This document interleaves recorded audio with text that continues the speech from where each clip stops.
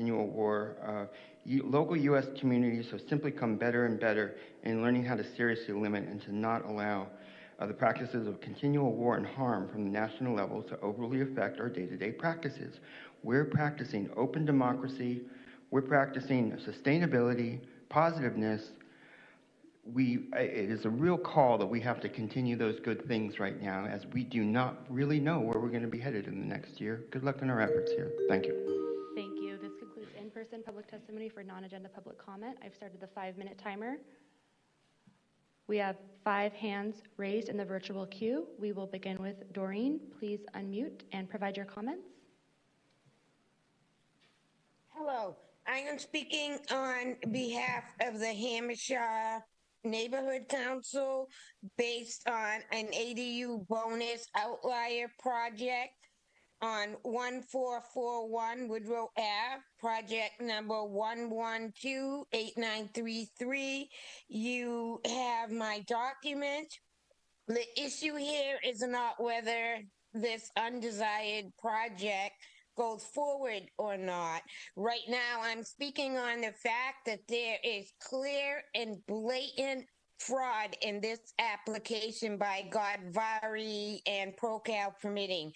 And I would like you to investigate. Being ministerial does not remove the requirement to be accurate and ethical. These blatant errors are so egregious that they say it is an empty lot. There is an existing home built in 1965. They said that all construction was in 2025. They said no to very high fire hazard zone, which is another fraud.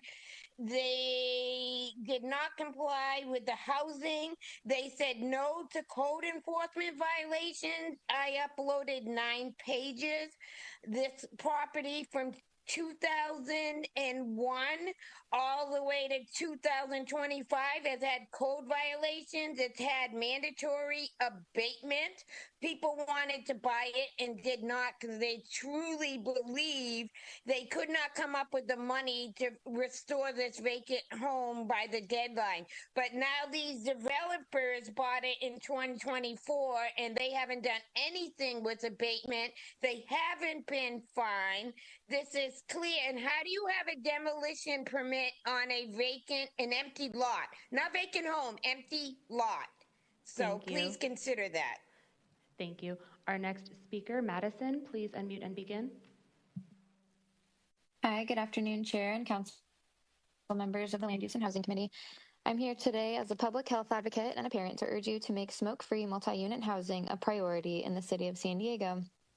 People living in poverty are more than twice as likely to smoke, and those with less education are more likely to be exposed to secondhand smoke, often because they live in multi-unit housing where smoke travels through walls, vents, hallways, and shared spaces.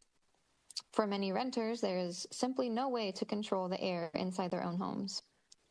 Tobacco remains the leading cause of preventable death in our county and across the country, claiming nearly 490,000 lives every year. While we've made real progress in reducing smoking, secondhand smoke continues to harm people who did not choose to be exposed, especially children, seniors, and families living in apartments. We're also seeing a troubling rise in vaping and cannabis use among young people. Nicotine and cannabis are increasingly consumed indoors through vaping, which still releases harmful particles into shared indoor air. That makes smoke-free housing protections even more urgent. As a parent, I'm deeply concerned about what our children are breathing inside their own homes. Smoke-free multi-unit housing is a proven and equitable policy. It protects health, reduces fire risk, lowers healthcare costs, and helps close health disparities. I encourage this committee to protect renters and support families by ensuring the right to breathe clean air in their own homes. Thank you. Thank you. Thank you. Our next speaker is the original. Please unmute and begin. Wow, what an interesting thing to do is to call into the city and hear talk about the New World Order being good for you. Though it's not a left or right versus thing. It is a just world takeover type of thing. But it's interesting when people start to wake up to seeing what's really going on in the world around us, how everything, has turned into a business. I mean, children are being, you know, the things that are happening to children for money by our government and people and world leaders. And again, it's not left or right. And that's the sad thing is they want us to be continually fighting each other to pick a side so that we don't pay attention to the atrocities that are going on around us and how they exploit every, human being that they possibly can, or every living thing, even animals, to make money and profit, and all at the detriment of those, souls. And, the more we start to understand that it's not Republican versus Democrat, that those are two wings of the same bird doing the same, pushing the same agenda for a new world order. In fact, they've all talked about it. And 9/11 was done to ourselves, and we are occupied by Israel. These are all things that we should be talking about so that the world around us can change. Because, I was going to talk to you guys about homeless because that's a business, and, sometimes we get taken off on, what you're going to say, but I just think it's important to, if you guys really do care about, the world around us and wanting to, provide housing and things like that, start right outside of the city chambers where the homeless are every night that you guys ask to leave every morning so that nobody sees it. Why would you do that? Why wouldn't we just help them instead of fight them? Thank you. Our next speaker is phone number ending in 8700. Please press *6 and begin. Thank you, Natalie. Joy Sunyata, CD3, Infrastructure. From Google. Cloud-based systems act as a modern digital infrastructure in a city functioning as the backbone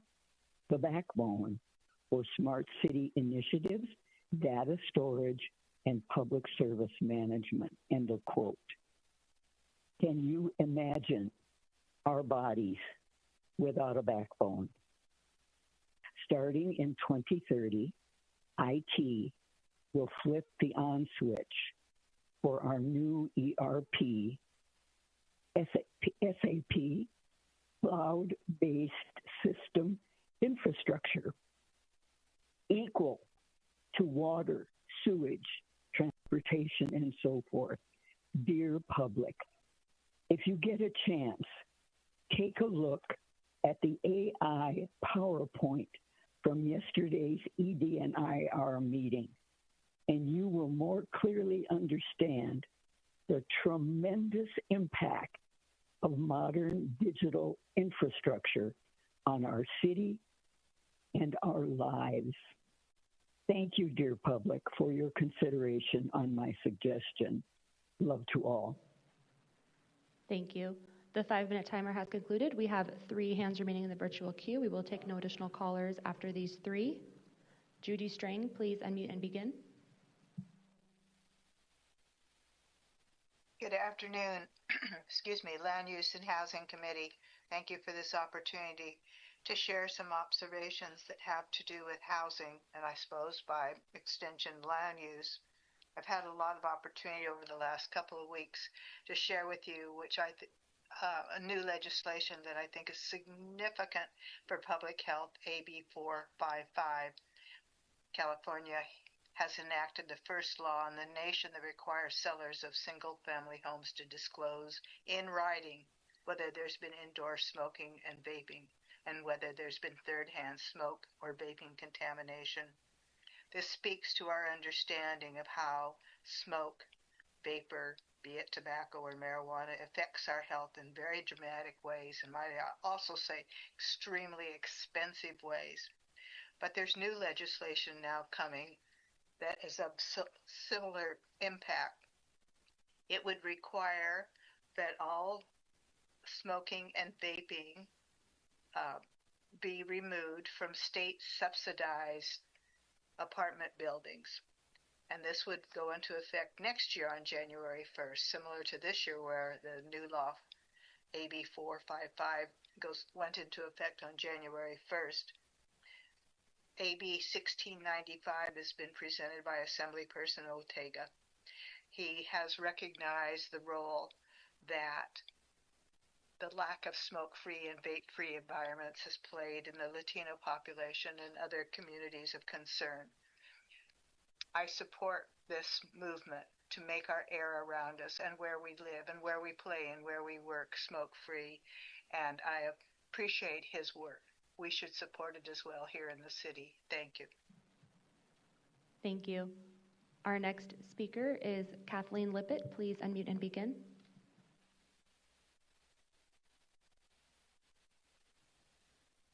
Thank you. Good afternoon for letting me share some of my concerns.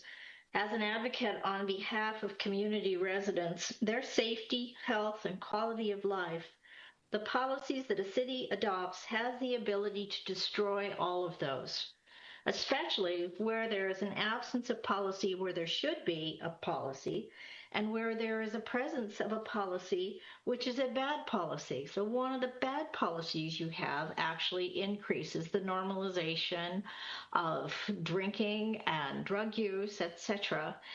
At the same time, you don't have enough money to pay law enforcement officers to oversee some of the issues that you create by these bad policies.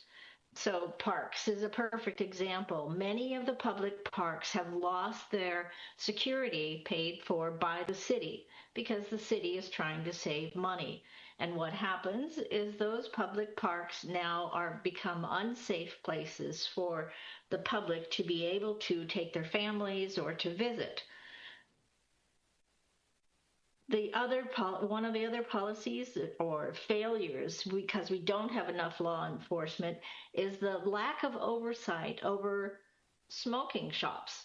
So you've got city permitted smoking shops that desperately need oversight. They are selling illegal products, high THC products that they bring out from underneath the counters, and there is no oversight on them. It's a complaint-driven problem, and many people do not feel comfortable going into smoke shops.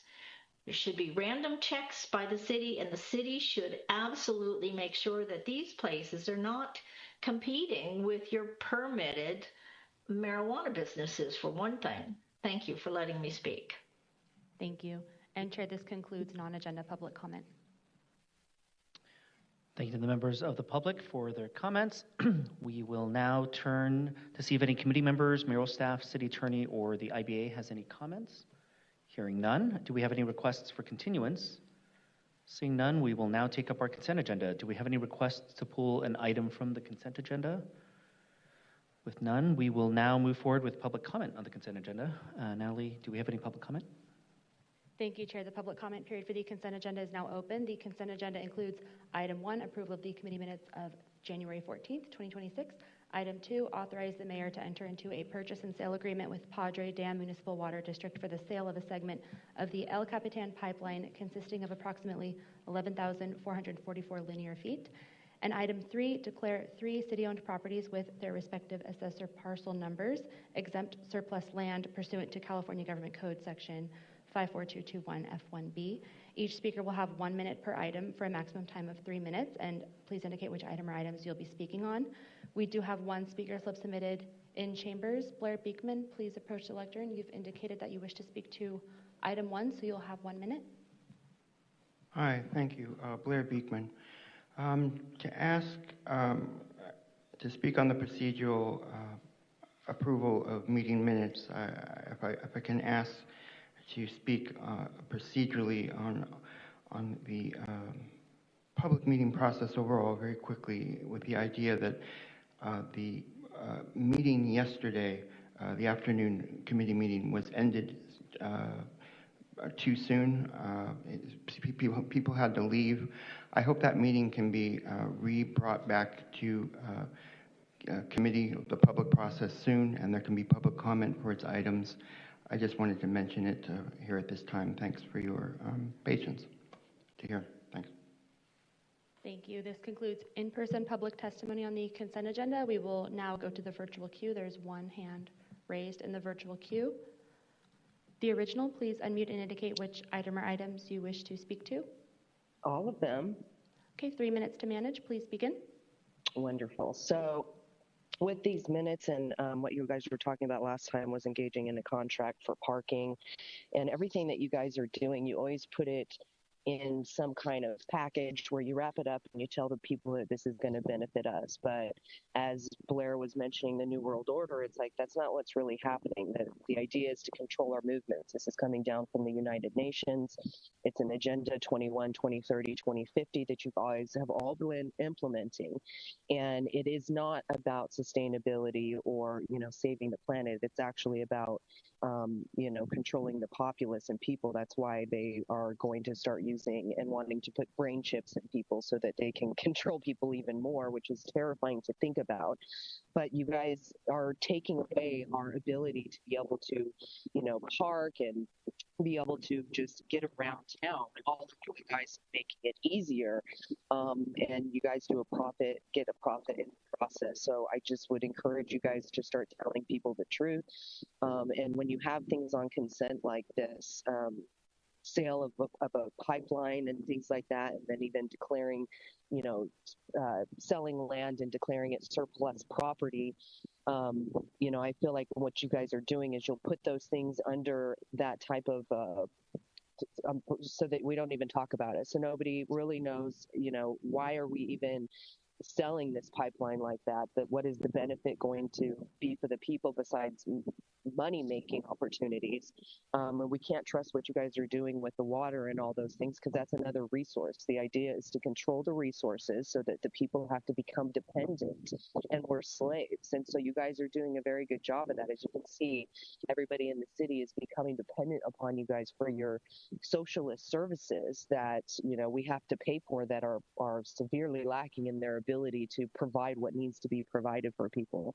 And when you guys are doing things like surplus land, it's like, don't we need to be building on top of any opportunity that can be taken place? Instead, we'll take this land and be like, oh, we don't need it. And again, what was happening with the city before with this and the state when they declared, 4902, oh my gosh, Pacific Highway, or shoot, all of a sudden oh my gosh, my brain just went blank, but it's where the old CHP office was, and you guys allowed Jewish Family Services to take that over and traffic children and individuals across the border that you guys call asylum seekers.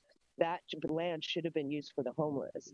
But because it wasn't going to be for affordable housing, which it still could have been, it got used for this purpose. And that is land that should be used for the people of our community, not to invade our community, use all our resources so that then the people that need them, that have been here waiting for them, can't even get them.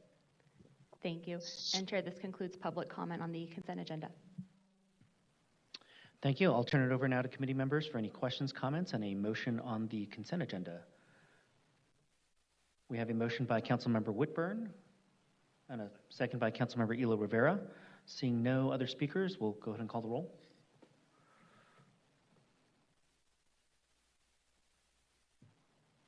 And the motion is approved unanimously 4-0. Thank you. As mentioned previously, we will now hear item 6, which is an informational item. Natalie, will you please introduce item 6? Item 6, Development Services Department Online Permitting Procurement Strategy Update. If you have comments on item 6 and you're in the queue, please raise your hand at this time. Chair? Thank you. While they're getting settled, let me just start off really quickly by thanking Elise Lowe and the entire Development Services Department team for making themselves available for this presentation.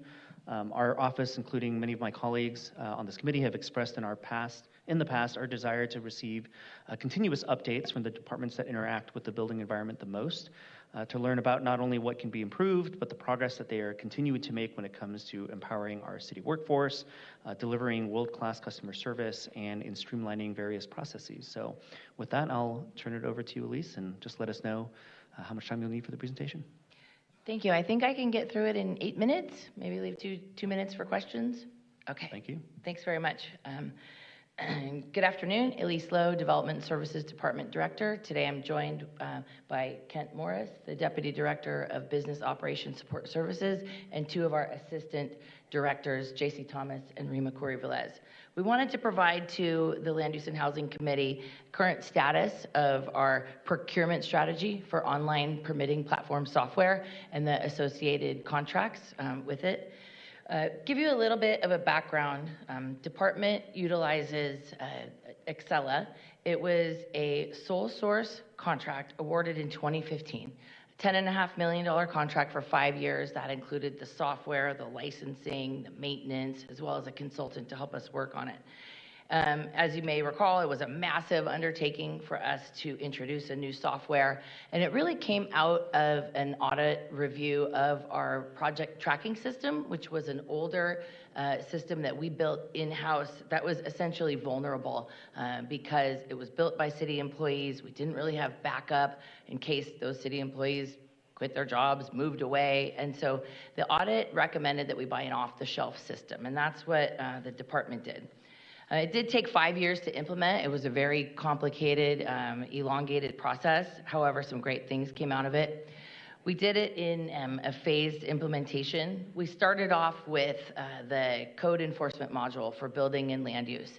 That was reporting complaints and responding to them. No plan review involved in that, but it helped us get familiar with the Excella system. Our first permits that we launched were, again, no plan review, simple permits, mechanical, electrical, plumbing. That happened in 2019. And then, as you know, in 2020, we had to deal with COVID. And I became the director of the department in early 2019. And when we started the process with Excella, my predecessors had designed it so that we would utilize the platform, but still process paper permits.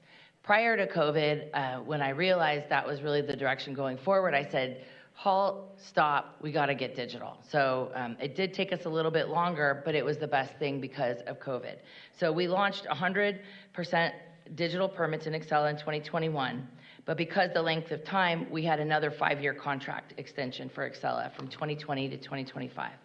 So we came back before the council, 2025, for another Excella sole source contract, but this time we put Excella on notice with a 1-year contract renewal and 2 1-year extensions with the pathway of saying we are going to do an RFP and we're going to look at all the technology that's been developed over the last decade since we've been implementing Excella. In 2024, we issued a request for information where software developers came to us. We had 17 different proposals about what was out there for us to evaluate. And our goal was to issue an RFP in 2025. However, we had some budgetary setbacks, and we are mitigating those now, and we are committed to going out to an RFP this summer for a new online permitting platform, August of 2026. Along with Excella, in order to do electronic plan review, we have existing contracts that you're going to see come before you later this year that also need to be renewed. And the reason why I point that out is, yeah, we're going ahead to look at new systems, but we've got to keep our contracts going so that we can keep business running smoothly. So our plan review is done through a separate contract. It's an Excella companion called ePlansoft. That's how we review plans digitally and send corrections. That will be expiring in September of this year. Additionally, our support and maintenance contract is a company called Carasoft, and they've reorganized as a company called GovPath, so you'll see different names for those. That actually expires rather quickly in April 2026, so that will be coming back soon. There is a contractual timeline here that shows you where we are and when our expirations are, as well as the contract amounts. I wanted to go over our RFP tentative timeline with you. As I stated, it would be going out in August.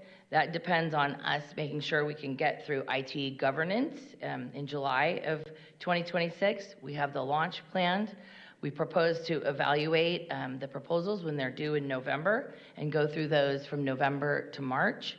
And then once we are ready to award a new contract for our permitting platform, that will take some time. We go back through IT governance, we come to budget committee, and then we go to council for 2 hearings. Once that contract is awarded, we then have to go through the creation, updating, testing, all of the pieces towards implementation in our transition. If we select Excella, our existing vendor, we anticipate it will take less time, and it would start in 2027, and we'd be able to fully launch in 2028 and continue our transition in 2029. If we don't choose Excella, we choose someone else, although all of the vendors had said, we'll get you up and running in 3 months. They have not dealt with the city as large as the city of San Diego, second largest building department in the state of California. We have a lot more complexity because we are a one-stop shop. So we don't think it would take 3 months, but we did anticipate it would take over a year to do that. So all said and done, if we start this year, we're fully up and running and transitioned in 2029. So we wanted to put that timeline before you. Quickly, making sure you know, as a part of our strategy, we took that year of delay and we utilized it in order to do market research. We actually had presentations by 15 different companies so we could see all of the different platforms, what they look like. We're really interested in what other cities are using, how well it's doing for them. So we did a benchmarking, just internal survey. And we also will make sure all of our technology procurement adheres to the administrative regulations for IT governance and security review. Additionally, industries let us know they would really like to collaborate. So 2 things happening. One, we're establishing a new technology working group where industry can tell us what they're doing. Private companies can move a lot faster than us. They can hire AI right now to do plan review before they submit to development services for quality control. We want to hear about that. We want to know what they're doing. We also want to share with them details about our strategy, what we're looking at, and what we hope to achieve. So using that to solicit feedback. And then we also committed to reviewing with our attorneys the possibility of having an industry member of the development industry on our selection panel so that we get that feedback as well. We'll be working to leverage artificial intelligence in as many ways as possible, but really to help automate question responses and use it as a tool for staff to do their work. It's very complicated work. It can look up things faster. It can make reports faster. And so utilizing AI for assisting with plan review, assisting with the pre-submittal intakes, and then helping increase the speed of our deliveries of Public Records Act requests. Lastly, we want to make sure you're aware that we know we need to simplify the system, and we're trying hard to do that as best we can.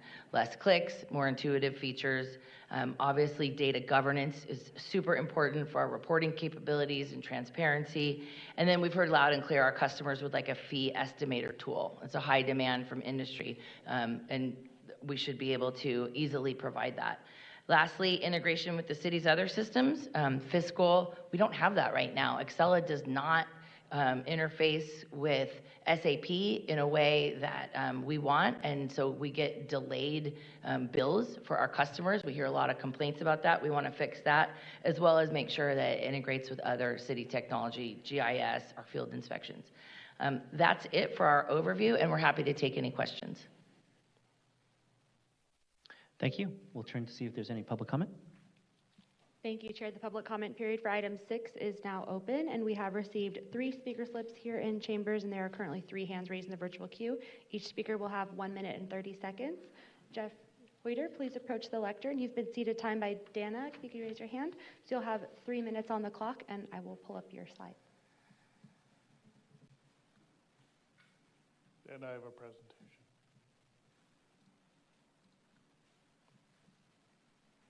All right, well, thank you, council members. What I'd like to do is talk about this RFP and what we're expecting from this. When this came up for an extension last year, we submitted a letter to the council asking that certain things that of interest to the public be included in the RFP process. And that really hasn't happened, and I'll go through some of those requests in the subsequent slides. So if you go to the next slide. So, look. This system is mostly for people to develop their projects, but it's also something that provides the public with information about projects, and the public has a right to that information in order to make sure that the projects that are affecting them are in conformance with the municipal code. And yet, when you talk about industry collaboration and who are the stakeholders, the public isn't a stakeholder in this process at all. So the next slide. The other part of this is, and sort of this gets into, and we'll get in more details later, but right now the process is you go down to DSD, you have to look at the project stuff through a plexiglass window. Now you're not even allowed to take notes, even though that's legally permitted. And a lot of the information, such as fire marshal reports, you're told to do a public records request, and those public records requests are either not timely or never produced. And so the whole thing is built around this idea that this is confidential information to the project owner, and therefore the public has to pry it out of DSD to get this information, and that's not really true. Before we go into that in more detail, if you go to the next slide, there's a lot of reporting that we try and do out of Acela. A lot of times we have to dissect individual permits.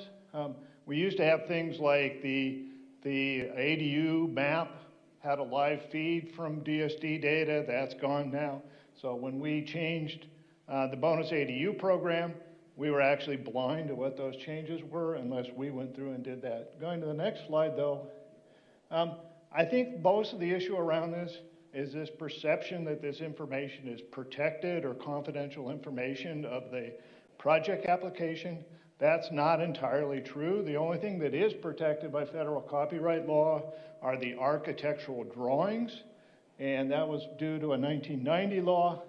What the state did is they found a workaround for that, which is if you provide massing diagrams and site plans, those are publicly accessible information because they relate to what's visible from the outside of the building as opposed to what's inside of it. And this is the kind of thing that could be implemented as part of a program. So just to summarize, we'd like to be brought into this discussion and part of the RFP process. Thank you. Thank you. Our next speaker in chambers is Blair Beekman. Please approach the lectern. You'll have 1 minute and 30 seconds to manage.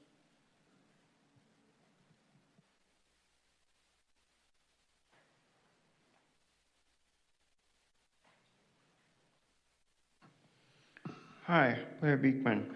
That was a really nice public presentation. I like to hear his words when he speaks on things, and that was a good one. I don't have the best understanding or knowledge of this item, but I do know the work I do with tech accountability. It's good reasoning, it's good idealism. Really, when you focus on it, works towards ideas of peace and peace before war.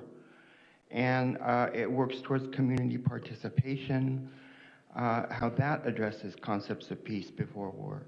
And our previous public speaker was asking how can there be more of a public part in this process? And that tech accountability in the procurement process really has an important role in our future. If we create an example that we're working towards such best practices and ideas of peace, people want to respond to that in kind, basically. That's the procurement process. We're asking for peace as how to solve our issues, and not this New World Order thing that DRA has mentioned that seems incredibly violent. We can find ways to better address that and this. And that's through good reasoning, idealism. That's how we make shifts in thinking and philosophy. It involves community participation that's been asked by the previous public comment. Good luck in working on this item. Thank you. Thank you. This concludes in-person public testimony on item 6. We will now move to the virtual queue. I've started the 5-minute timer. There are 3 hands raised in the virtual queue, and as a reminder, each speaker will have 1 minute, 30 seconds. Phone number ending in 8700, please press *6 at begin. Thank you, Natalie. Joyce Sunyata, CD3. Elise Lowe and the rest of the team, as always, I give you a 5-star award. Thank you for what you do. And I loved what you said. I hope I quote you right on this. Paul, stop. We've got to go digital. I love that. let's see, a new online permitting process 2026, that's this year. From me, I want to say this, ASILA must align with SAP. I was really, when I heard you say something related to that, that really gave me chills. Yes, on your success on mitigating regarding the budget for this, launch the entire process that you referred to in 2029, a great partner in IT. And let's see, what's this? Oh, the new tech working group. That's phenomenal. And would you be a leader and collaborate with the other department heads and employees? I would like to see that tech working group in all departments. Thank you for listening. A great, great presentation. Great work. Love to everybody and love to all. Thank you. Our next speaker, Doreen Diaz, please unmute and begin.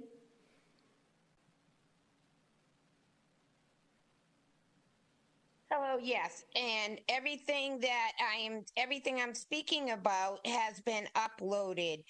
But Elise Lowe is grade F. With her practice and the fact that she received information in March of 2025 that there is a dilapidated house on this property, and this application has been moving forward with the blatant fraud that they are stating that there is an empty lot when there's an existing house. And regardless of over a dozen letters, now in February 2026, this unethical department has now worked on a demolition permit, which says empty lot, but yet also says we are going to demolish the existing house and the garage and the patio and the shed. Well, you cannot have a demolition permit on an empty lot, and that is totally separate from the vacant, dilapidated house. But the code enforcement is just as bad because they've had over 9 pages, which you now have again, of all of these notices of abatement. And where are the fines to developers? Nowhere. Stop the fraud, please. Thank you. Our final speaker in the queue with their hand raised is the original. Please unmute and begin. Yeah, this is opening Pandora's box with all this digital technology. It's really a digital prison that is being set up around us. When AI is flawed, it's actually going to be taking jobs. It takes fresh water. It takes all of the energy, that we can't even, run our own AC or whatever because we have all these data centers. And that's why the data has been collected over so long, because it's been feeding into this AI structure that is going to be taking over. And it's interesting because once you put all this data up there, it's like people are concerned about the ALPR data. This is data that's going in and that has to do with permits and all of the land use and things that's being done in the city, which would seem pretty dangerous if that got into some nefarious hands. But it's like it's not on the political theater aspect right now, so it's not going to be, highlighted. But I mean, all of this data, this is something that, all we have to do is look at Skynet. Okay, this is something that, in the Terminator, where they give us movies like this to predictively program things that are going to happen so it seems normal and benign when it takes place. You guys act like it's going to be more transparency and more this, more that. Well, when like the previous speaker, you guys are engaged in fraud, waste, and abuse. And so now we're going to have this technology that's not only going to be taking jobs, but, basically having the control of a lot of the data that is just not ready to be used yet, but whatever. Thank you. Chair, this concludes public comment on item 6. Thank you to the members of the public for participating. We'll turn it over to committee members for any questions and comments, starting with Councilmember Moreno. Thank you. Thank you for the presentation. If there was anyone in the city I would trust to take on such a huge and important change, it would definitely be Elise Lowe. Thank you for bringing this forward. It is a much needed update, and it is encouraging to see a vision for the future of online permitting in the city of San Diego. The recommendations we received through the RFI, the request for information process, are very important and also should help guide the next steps moving forward. As the RFP is developed, I think it should focus on key differentiators such as emerging technologies, scalability, and also strong integration capabilities, rather than focus solely on standardized features. The city should also ensure that any new permitting platform is obviously compatible with SAP modernization, currently underway by the Department of IT. Ensuring that data can seamlessly integrate and also translate across systems will be critical to creating a more streamlined and efficient digital ecosystem. I think this effort represents an important opportunity to modernize how the city delivers services to residents, businesses, and also the developing community. It's also an opportunity to ensure that the city of San Diego is once again at the forefront of innovation, as it was in the 90s, right? When we had somebody internally develop a software system for us. I'm sure it was groundbreaking, and that person really should have patented it and made millions of dollars, but that's a whole nother story. I do have a question, and it does have to do with the public as a stakeholder. I do feel that the public should be brought in to give insight on the application process instead of just being on the receiving end. And it actually notes in the request for information, and I'll quote this, said that the front runner in this space are those that integrate seamlessly and provide an excellent user experience for both staff and the public. And I would ask, one, I would encourage that member of the public to be in the fold. We can't have that without having a member of the public very much integrated into the stakeholder group. So I would encourage you to bring in, can you address that? Is that something that you guys have given thought to? Thank you, Councilmember Moreno, for that question. The Technology Stakeholder Working Group would be an ad hoc subcommittee of our existing technical assistance, our TAC, Technical Advisory Committee. That is an open public meeting where stakeholders are invited. We've had the Community Planners Committee chair, the CPC chair, invited to that meeting. We've got, so that all of the information presented there can be presented to all of the planning groups. So we have openly welcomed the public to all of our meetings over the past several years, as well as putting the recordings of them on our website. Every day we take public feedback from every stakeholder who criticizes our system, so we definitely take note of that. And I'm sure that we can continue that practice in our stakeholder working group. Is there a member of the public in the stakeholder working group, or is that not? We haven't formulated it yet. We're asking for volunteers to come to it. So there'll be a press release going out about that next week. Wonderful. I'm glad to hear that that is something you guys are looking into, because I do think it is an important component of the system overall. But thank you for the update, and I look forward to more good news coming forward for our system. Thank you. Thank you, Councilmember. Thank you. We'll turn next to Councilmember Elo Rivera. All right. Thank you, Chair. Thank you, Elise, for the update here, all the work that you do. I appreciate the comments from my colleague. I'm going to dig in a little bit on the AI, on what was mentioned with respect to AI and how you all are thinking about that, what would be included in the RFP, especially because I don't think we have at least I'm not aware of a really coherent, comprehensive AI policy at the city. And as this is an incredibly fast-moving technology that has potential to have huge benefits or tremendous could cause tremendous damage. it feels important to make sure we're asking the right questions. So a couple things. What are you all intending to do to ensure that there will be someone accountable when the AI is wrong in whatever task it's performing? Thank you so much. That is pretty much the number one question, right? And we have made assurances to our staff and to everyone. Any artificial intelligence incorporated in the software that we buy is simply a resource for our staff. It's not intended to replace anyone. We need to have human interaction. The review that a planner does could be done electronically. I mean, we have templates, we have lots of things that are very simple to review, but take time because of the number of them.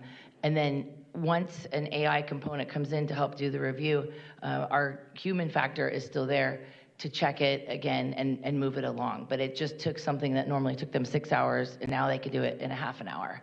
So they're still a part of it. We really will be looking at AI to help us with automating processes like that take time for staff, or maybe they're just arduous, but things that we need to know, especially when it comes to reporting overall. There's a lot of reports that the public wants, that the policymakers want, that the media want, that we used to have to do by hand, and now we could do it more with the technology that we have, but we want to be able to automate it, put them on our website so that more people have access to information a lot faster.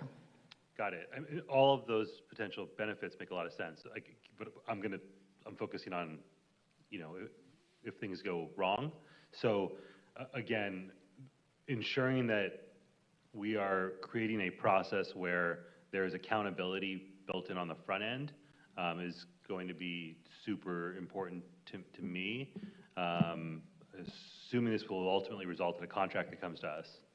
And if the contract doesn't include proper accountability for if and when the system makes mistakes and what those mistakes cost the city in terms of time,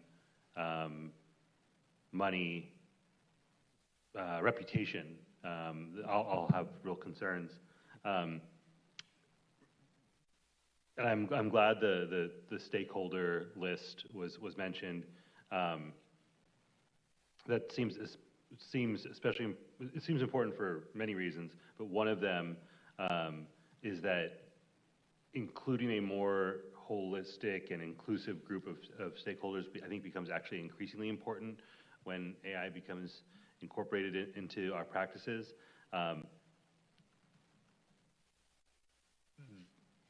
There should be an equity impact assessment of the code enforcement features, if there would be any, included in the AI work. It would assist them with the research and the reports that they have to do after a code violation has been reported. So that is definitely a way that code enforcement will use it. Got it. So, and to that end, the systems and information that the model is trained on become incredibly important, because we know that AI systems have often incorporated very biased information, and so if it's being trained on information and data that's biased, then the system will be operating in a biased way, and we don't want that. And again, making sure that we have this stakeholder group to help flag those sort of concerns, I think, could be super important. And just a couple more points on this. In terms of data governance and privacy, I'll be looking to see what sort of data governance requirements would be included. I'm curious, do you have any ideas about what sort of requirements would be included in the RFP? I'm sorry, I just want to make sure I understand specifically what you're talking about, data governance in general? Well, the draft RFP, the draft RFP is, pardon me, I apologize for interrupting you. The draft RFP is 65, 70 pages? How many pages is it? And absolutely, through our work with Department of IT and partnership includes a lot of responsibility on data governance. We continue to develop that as we go within our existing procedures and systems, but it's super important on our agenda. So here's an example, vendors being prohibited from using city data to train their models for other commercial purposes. I've asked this question on other contracts as well, right? Yeah. So I have to follow up with you on that. I don't know the answer to that right now. Thank you for that question. Yep. And then the last piece, I hear you that this is meant to be a tool rather than a replacement for city workers. I think I've heard some very lazy analysis that makes insinuates that the city's budget problems could be solved if we just swapped out some of our city workers for AI. And that is short-sighted, that is wrong, and could leave the city incredibly vulnerable. And so I appreciate that we're looking at this as much more of a tool and as a resource. And I just want to say that it will be really important to me that we continue to see it as a tool and something that can make work more efficient, but not as a replacement for people. People are irreplaceable in a variety of ways, and that doesn't mean that we can't do our work more efficiently and effectively with certain tools, but those tools are not and should not be thought of as replacements for the very important human element that only humans can provide. So thank you again for all the work that's being done here. I know that there's a lot that goes into this. This particular issue of artificial intelligence and how the city uses it and how it's being used after the city uses it is incredibly important to me. And I will continue to ask questions on that front. Thank you. Thank you. Couldn't agree more on the human element piece of it, especially as it relates to our customer service, field inspection, all of these different things. So absolutely agree. Next up, we have Councilmember Whitburn. Thank you, Chair. Thank you, Ms. Lowe. Appreciate the thoughtful approach that you're taking to the RFP. You will, of course, be hearing from and comparing the various companies that are competing for the city's contract. I was pleased to hear you mention benchmarking and understanding what is working or isn't working elsewhere. And is that benchmarking going on already, or is that a future part of this process, or what can you tell me about the benchmarking process? Our IT team has been in contact with other cities, peer cities, to find out what programs they're using, what is working, what is not working, getting copies of their contracts so that we can see where what they required and what they paid for and all of those different things. So it's definitely an ongoing process. Okay, and they are probably focusing their communication with the development services departments or equivalent in those other cities? In some cases, it's the chief information officer from other cities' Department of IT. We just met with the chief information officer from the city of Cleveland, who is responsible for implementing their development services IT program. So it's a mix of it, but yes, it's all about the permitting. I should ask, who is going to be ultimately making the decision, the choice on the permitting software? Is that going to be a DSD decision? Is that going to be an IT decision? Or what's that going to look like? We have a panel that will review it, made up of city employees, DSD, Department of IT. Ideally, we have a member of industry, a utilizer of our permit software. We just got feedback from Councilmember Moreno. She'd like to see a member of the public on there as well. And then once we make a selection, then that goes through Department of IT to go through IT governance. And then that would get approved, and then that would go before you for ultimate contract award. But yes, it would be our panel. Thank you. One of the things that I think is going to be important, particularly when we start to narrow down the field of finalists of software vendors, is going to be to do some benchmarking, more robust, in-depth benchmarking of those finalists. I would be interested in understanding, what customers in those other cities have to say, both on the municipal side, the city workers that have been working with that software in those cities, but also the end users in those cities. I think it's going to be really important to understand what the experience has been of the builders, of the contractors. My guess is that in many of these places, they'll have associations that will have a pretty good familiarity with how that has worked on that side. Is that something that we can do when we narrow down the field to a few finalists, is really do some benchmarking again in those cities or places where those softwares are used, to find out both what the experience of the cities has been and the experience of the end users in those cities has been? Yeah, I mean, I see that as akin to due diligence as well as like a reference check. So absolutely.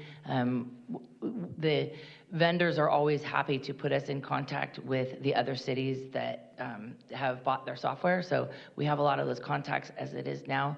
And I know we need to wrap this up, but I would just say that the RFI helped us discover that there are software vendors, and then there's other vendors who choose different pieces of software to put them all together, who will be responding to our RFP as well. So we have seen different vendors say, I'm going to use this brand of permit review, I'm going to use it with Excella, and then I'm going to do this, or different variations of it all. So it'll be really interesting to see ultimately who responds and how many different variations of similar software models that we get. Okay. I appreciate the fact that you're going to be doing a robust reference check. And one of the things I will be interested in seeing and hearing when we do have an ultimate contract up for consideration is, has this thing worked great somewhere else? That'll be important to me. Thank you. Appreciate that. Thank you. I'm going to turn next back to Councilmember Elo Rivera. Sorry, Chair. The other question that I think I didn't ask and will be important is understanding what processes are in place to understand under what circumstances data might be shared with the federal government, and what the city would, when the city would be notified if those notifications were to occur. I think our due process and safety ordinance provides a framework for the eventual contract, and the RFP reflecting what the council has set in terms of expectations for how data is protected from the federal government is really important. If our cannabis licenses are one of the things that would be processed or processed with AI or any sort of platform, I think that's an especially important area to make sure that we are very well aware of any information sharing that would occur.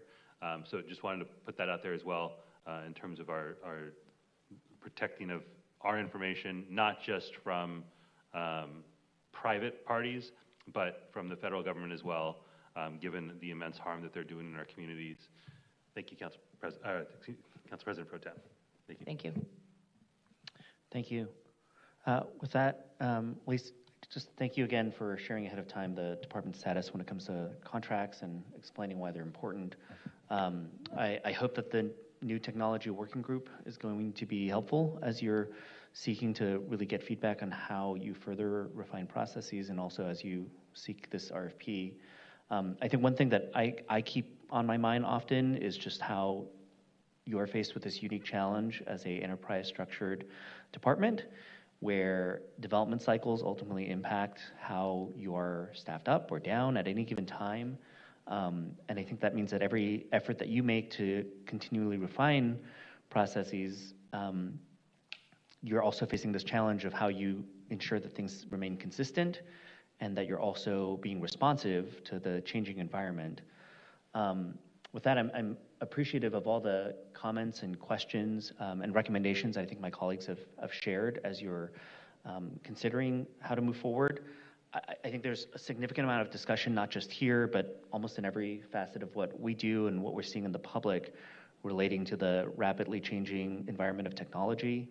And we're certainly eager to understand how tools that you identify are going to be there to support staff, not to replace them, and to help ultimately expand upon your ability to reduce the backlogs that we've all known we continue to face, respond to stakeholders, but also ultimately to also provide the public with better information.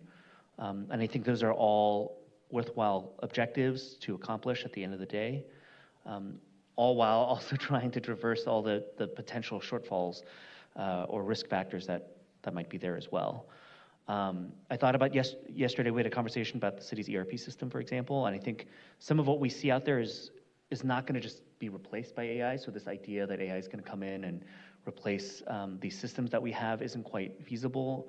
I like to think of them as likely providing another layer of interface and engagement that our staff will have the ability to have with the information that is there, and hopefully in new updates to the systems that allows that interface to actually be productively used. How that ultimately looks, I think even for me, it's just hard to imagine at the moment. So I think additional updates that you'll be providing in the future will be really helpful for us to really understand and to be able to provide the feedback and oversight that is important to us. Thank you for answering some of the questions that Councilmember Moreno had in terms of public engagement. I was going to share some of those as well. I think that's it. Can I just share a quick story? Yeah. I think it relates to some of what you're saying. Oh, I'm sorry, Kent Morris, Deputy Director, DSD. One area in particular I think that you guys have all touched on is project submittal. So one of the areas that we see is that people submit applications that are just wrong. They're very common mistakes across the board, and we have to give them back to the customer who has to resubmit. AI can really help us. It's not taking away any jobs. It's just helping us identify the most common mistakes by applications. It can be caught with AI, flagged for the customer so they can quickly correct their applications and resubmit them faster. So it helps everybody around without taking away a job. It just makes everything more efficient. So I think I heard a few things from you guys that I think that's a great base case of how AI could be used in a very productive way, but not take away from any positions. So. In fact, I've made recommendations to the industry that they should start utilizing that now instead of waiting for us to launch it in 2029. They can do that on the front end. That's actually before they come to us. I'm sure that's good feedback for them as well. And I will just conclude by noting, at least, that as much as you had some adulation from folks about the work that the department has done, that feedback we have also heard in my time here on the council, just within the last couple of years.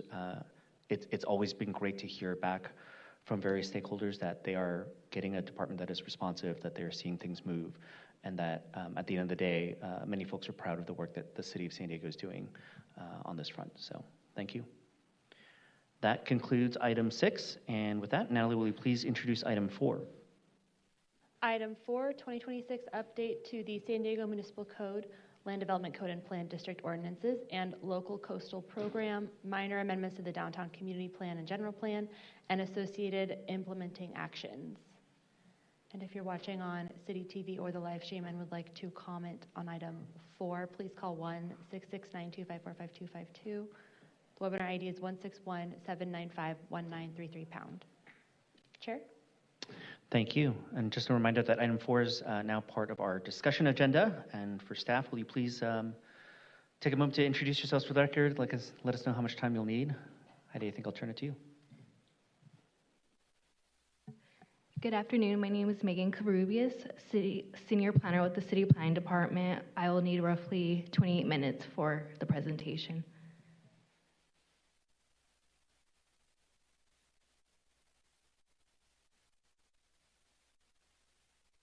Go ahead. Thank you.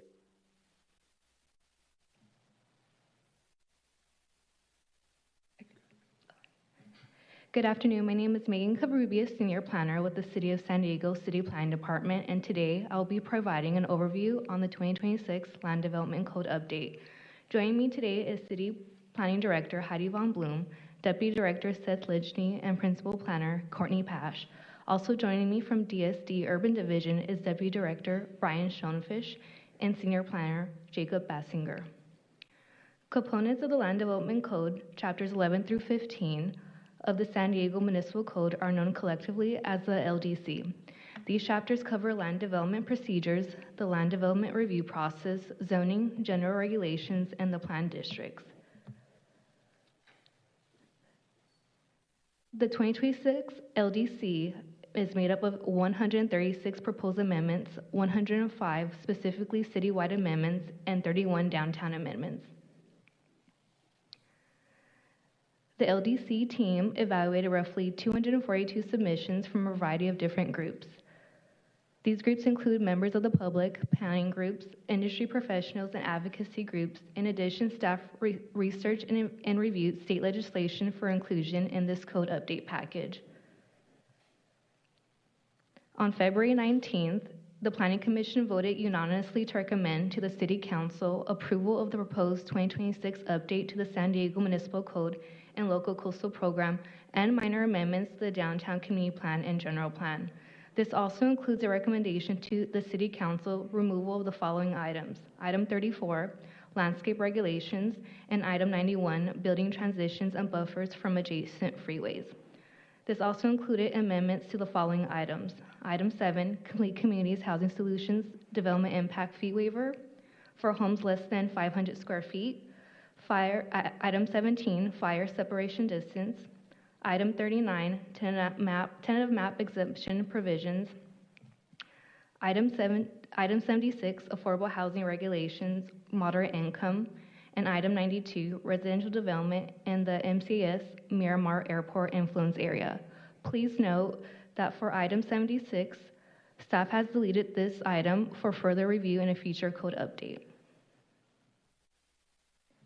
Updates to the code are grouped into 5 categories: amendments that align with the city's climate equity or housing goals, clarifications, compliance with state law, corrections, and regulatory reforms.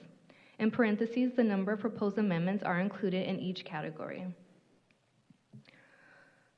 First, I will review the changes proposed to align the code with the city's climate equity or housing goals. Certain code amendment items in this category that elicited questions during public outreach were further evaluated by city staff during the review period or generally received public interest, are highlighted and detailed in this section.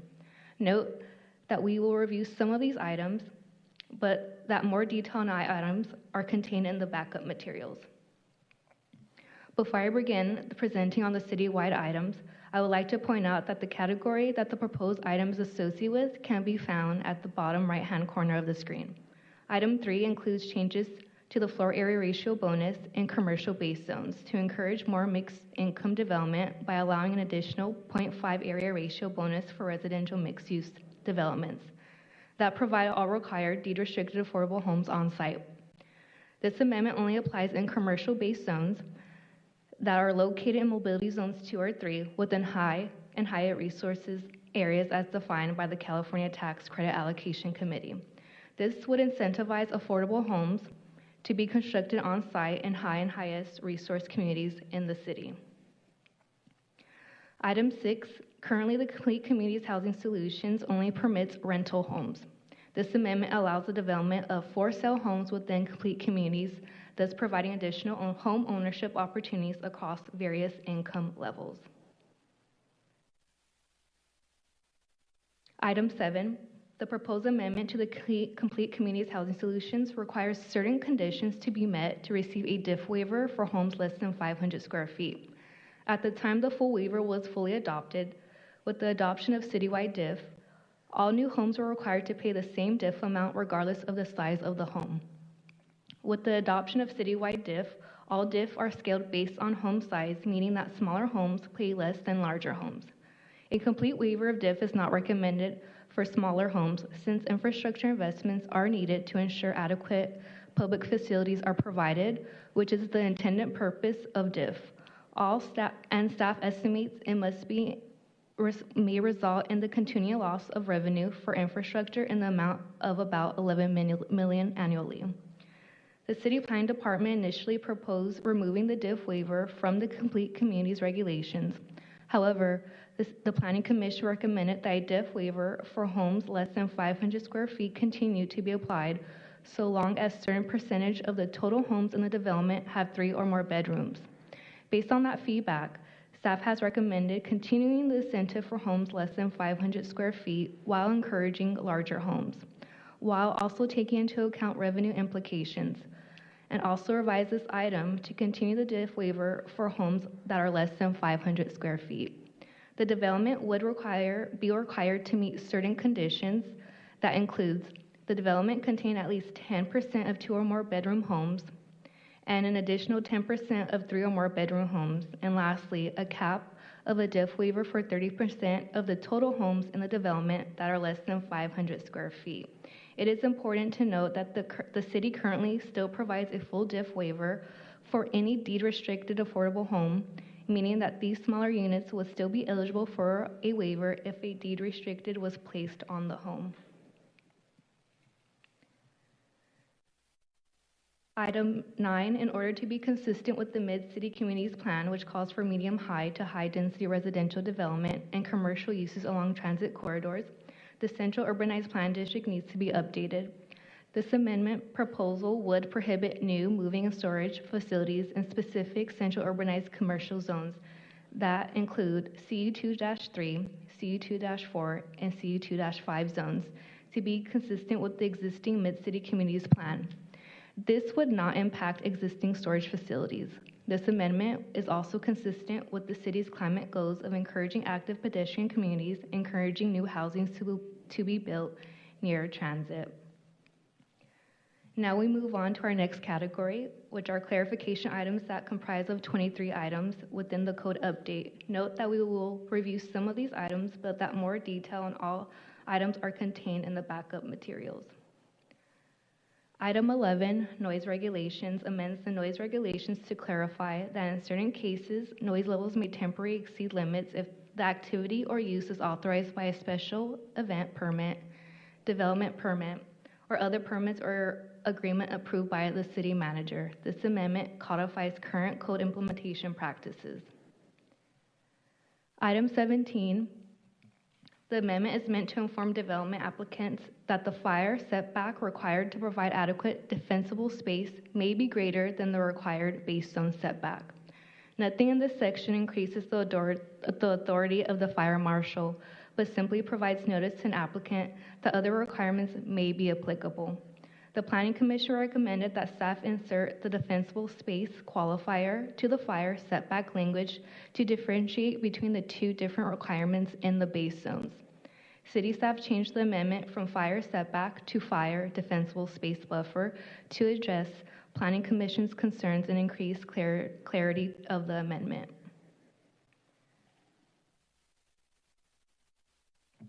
Item 18, in the employment mixed-use zone, at least 50% of a project's floor area is required to be non-residential use, and the remainder area may be used for either non-residential or residential uses.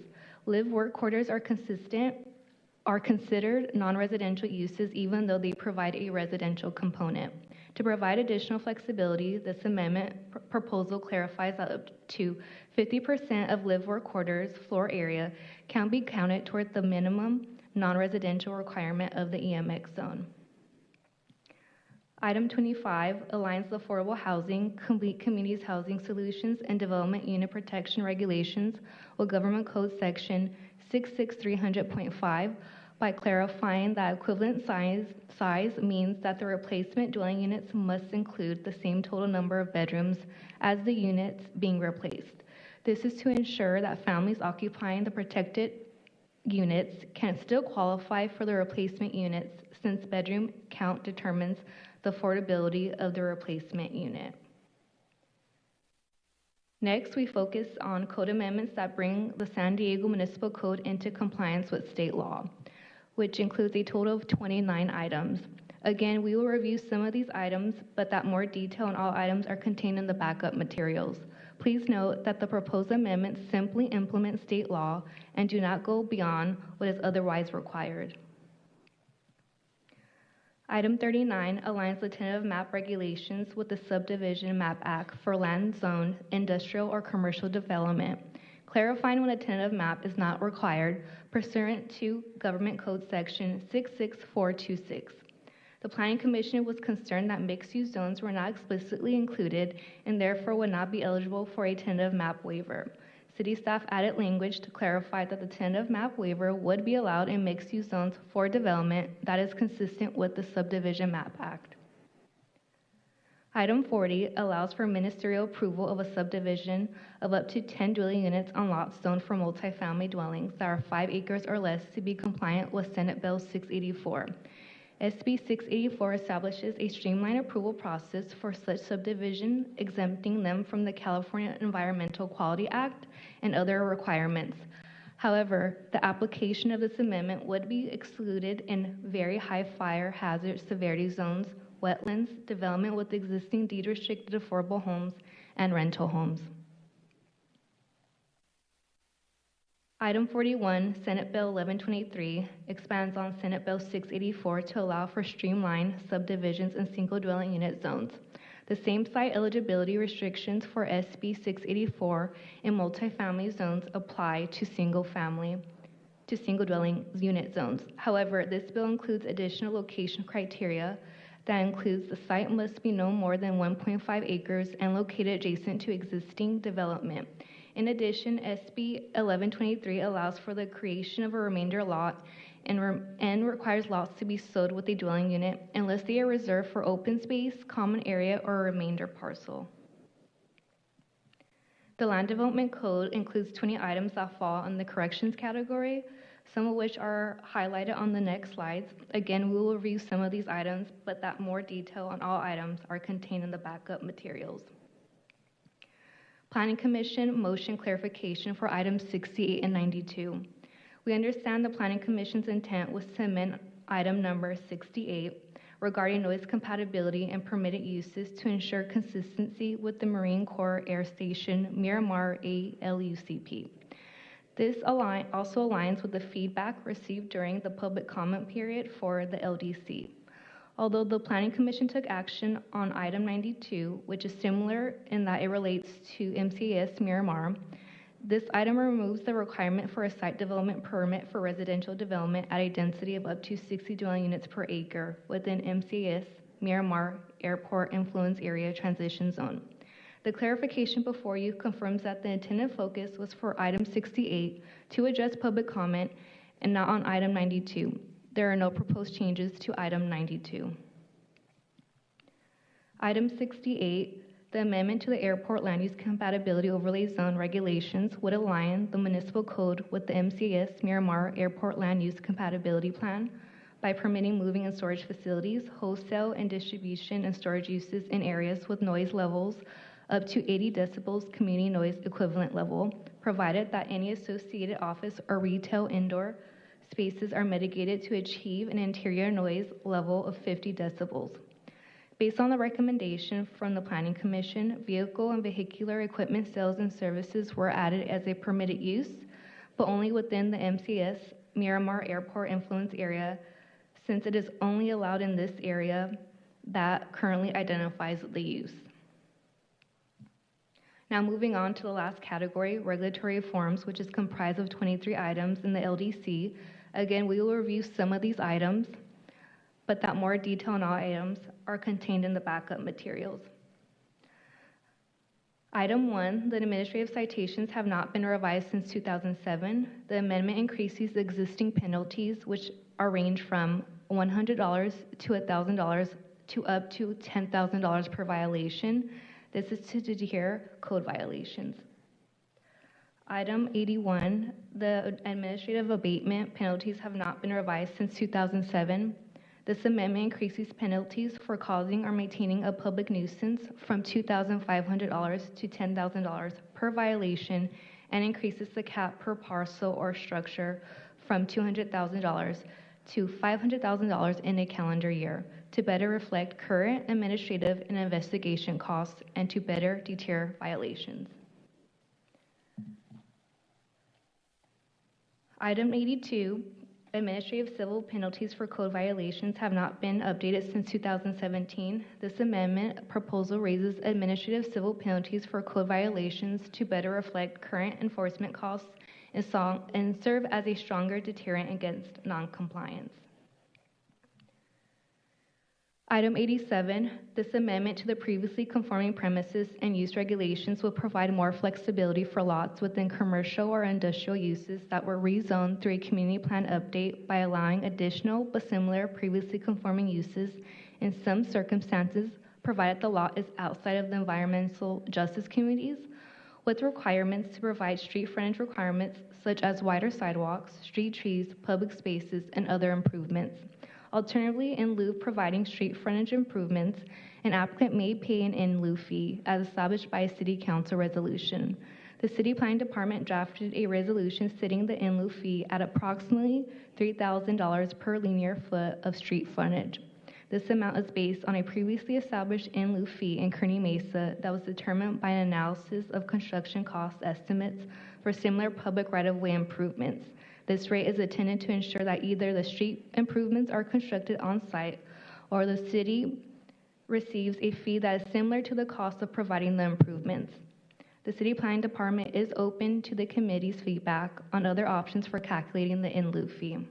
Other requirements for previously conforming use flexibility includes an approval of a neighborhood use permit with an appeal to the Planning Commission for any other changes in use and includes a sunset date until December 31st, 2040, and can be extended by an additional 5 years through a conditional use permit. The 15-year allowance ensures that the city maintains the overall vision of the community plans in which these new zones were applied, but not encouraging the new uses in the long term. This is particularly relevant for areas such as Kearny Mesa and Mira Mesa community planning areas. Item 93 allows child care centers in the Marine Corps Air Station Miramar Airport Influence Area Transition Zone as a limited use and establishes a maximum floor area ratio of 0.42 for the use, which is consistent with other small assembly uses. It also removes the expansion limit for child care centers under previously conforming regulations that no longer apply as a result of this amendment. Because the MCS Miramar Airport Land Use Compatibility Plan prohibits child care centers in the transition zone, adopting this item would require a city council override of the Airport Land Use Commission as provided for under state law. Item 94, wireless communication facilities regulation streamlines the review process by reducing the approval process level for certain wireless communication facility applications from a process 4 to a process 3, and from a process 3 to a process 2. This would allow timely approval and avoid requiring Planning Commission approval while maintaining a discretionary process with appeal rights for the public and applicants. Item 102 proposes how to calculate the vehicle miles traveled reduction measure buyout fee for development applications in mobility zones 2 and 3 that choose to pay the buyout fee if they are unable to implement the reduction measures. Now, I will hand off the presentation to Jacob Bassinger to discuss the proposed downtown amendments. Thank you, Megan. There are 30 proposed items affecting the Center City and Gaslamp Quarter Plan District ordinances, which regulate land use and development in the downtown community plan area. One additional item proposes minor amendments to the downtown community plan. The downtown items are organized into the same 5 categories as the citywide amendments. Most are minor clarifications or refinements to existing programs. Over the next slides, I'll highlight some of the more substantive items. More information on all proposed downtown amendments is available in the backup materials. These first slides focus on amendments that align downtown regulations with climate equity or housing goals. Downtown zoning code includes several incentive programs designed to encourage development in return for the provision of public benefits or development amenities. Most of the items within this category fall within those programs. Item 1 expands the existing downtown eco-roof density bonus by adding an additional incentive for projects that provide a rooftop community garden that is accessible to building occupants. It also encourages rooftop landscaping to meet existing mechanical screening requirements, giving projects more flexibility and supporting greener rooftops. Item 2 would streamline development in the downtown coastal zone overlay. This overlay is a small area primarily located between the railroad tracks and Pacific Highway, outside of the Coastal Commission's appealable area. For projects in this overlay that provide public benefits or development amenities through existing downtown floor area ratio bonus programs, this amendment would reduce the approval level from Process 2 to Process 1, provided that the project is consistent with the local coastal program and satisfies required coastal findings. Item 6 encourages development on small, underutilized downtown lots. It establishes a new density bonus and provides limited regulatory exemptions that address challenges associated with tower development on smaller parcels downtown. Item 8 supports revitalization along C Street by offering an additional density bonus for projects on the transit corridor that also use at least one other downtown bonus program. This strengthens incentives for higher density transit supportive development along C Street. Item 9 promotes preservation of existing mature trees downtown. This concept originated from the 2025 City Council Environment Committee, which found that downtown has lost more tree canopy than any other community. Because mature trees provide greater ecological benefits than newly planted trees, this item would grant a small 0.2 floor area ratio bonus for each mature tree preserved on site. It would also provide options for 2-to-1 replacement on-site or off-site within downtown, or a payment to the downtown FAR bonus fund to fund public improvements in the downtown area. These requirements would be in addition to existing urban tree canopy fund requirements. There are 12 proposed downtown amendments in the clarification category to make downtown regulations easier to understand and apply. These items are fairly straightforward, with more information available in the downtown update list and draft code language materials. The downtown amendments also include one item to ensure compliance with state law. Item 22 provides minor amendments to the downtown community plan to align it with the current Center City and Gaslamp Quarter Plan District ordinances. These are minor updates that remove outdated references, text, graphics, and images so that the plan reflects existing regulations and remains internally consistent. This would amend the city's general plan due to the downtown community plan being a component of the general plan. The downtown items also include 3 proposed corrections. Item 24 updates the Gaslamp Quarter land use table so that its use categories align with the citywide use tables. This removes outdated terminology, improves code consistency, and makes it easier to identify permitted uses in the Gaslamp Quarter. Finally, the downtown items include 7 regulatory reforms. Currently, temporary community-focused uses on private property, referred to as outdoor activities, require a discretionary permit which can discourage activation of underutilized outdoor spaces. Item 27 would make these activities a permitted use downtown, encouraging more temporary community-serving uses such as farmers or artisan markets on private property.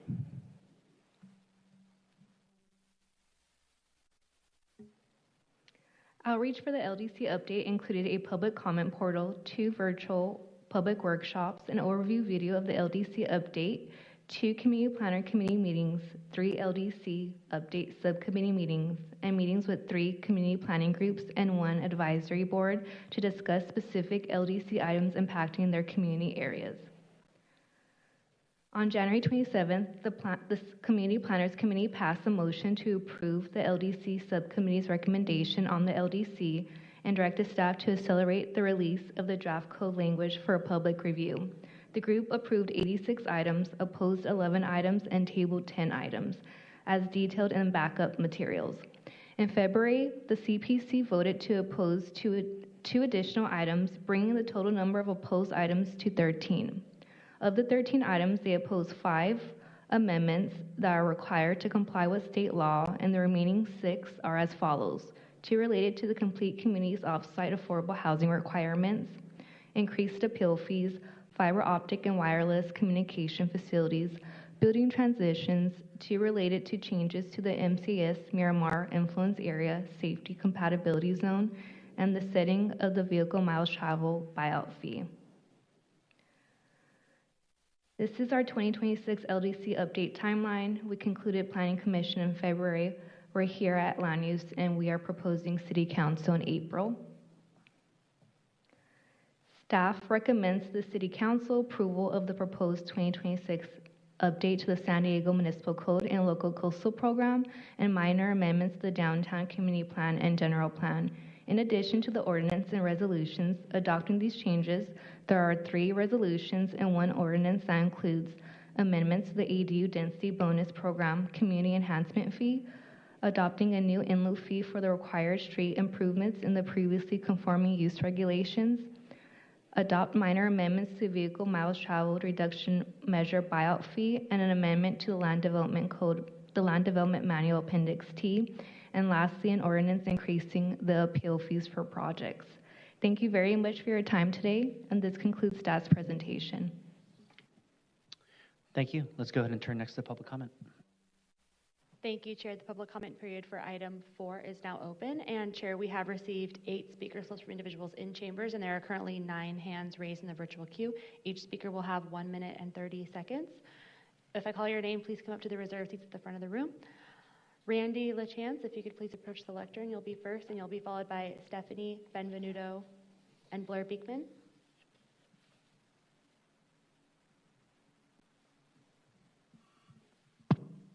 All good. Good afternoon, Mr. Chair and members of the committee. Thank you for taking the time to hear me today. My name is Randy LaChance, and I'm speaking specifically to item number 87 regarding the previously conforming use.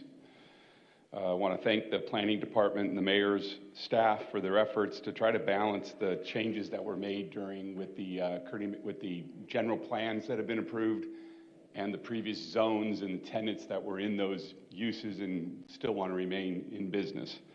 We're supportive of this item as proposed by the staff with a request for 1 change and 1 clarification that will better reflect the economic conditions impacting the property owners that the property owners are facing. The clarification has to do with the neighborhood use permit. There's a real concern regarding the time it will take to get a neighborhood use permit approved and a tenant sitting around waiting to lease a space that's vacant, ready for a business to open. And so we'd like to get a real good clarification on how long that can take. Is there any way to speed up the approval process or a different type of permit that maybe could be had in order to get those approvals?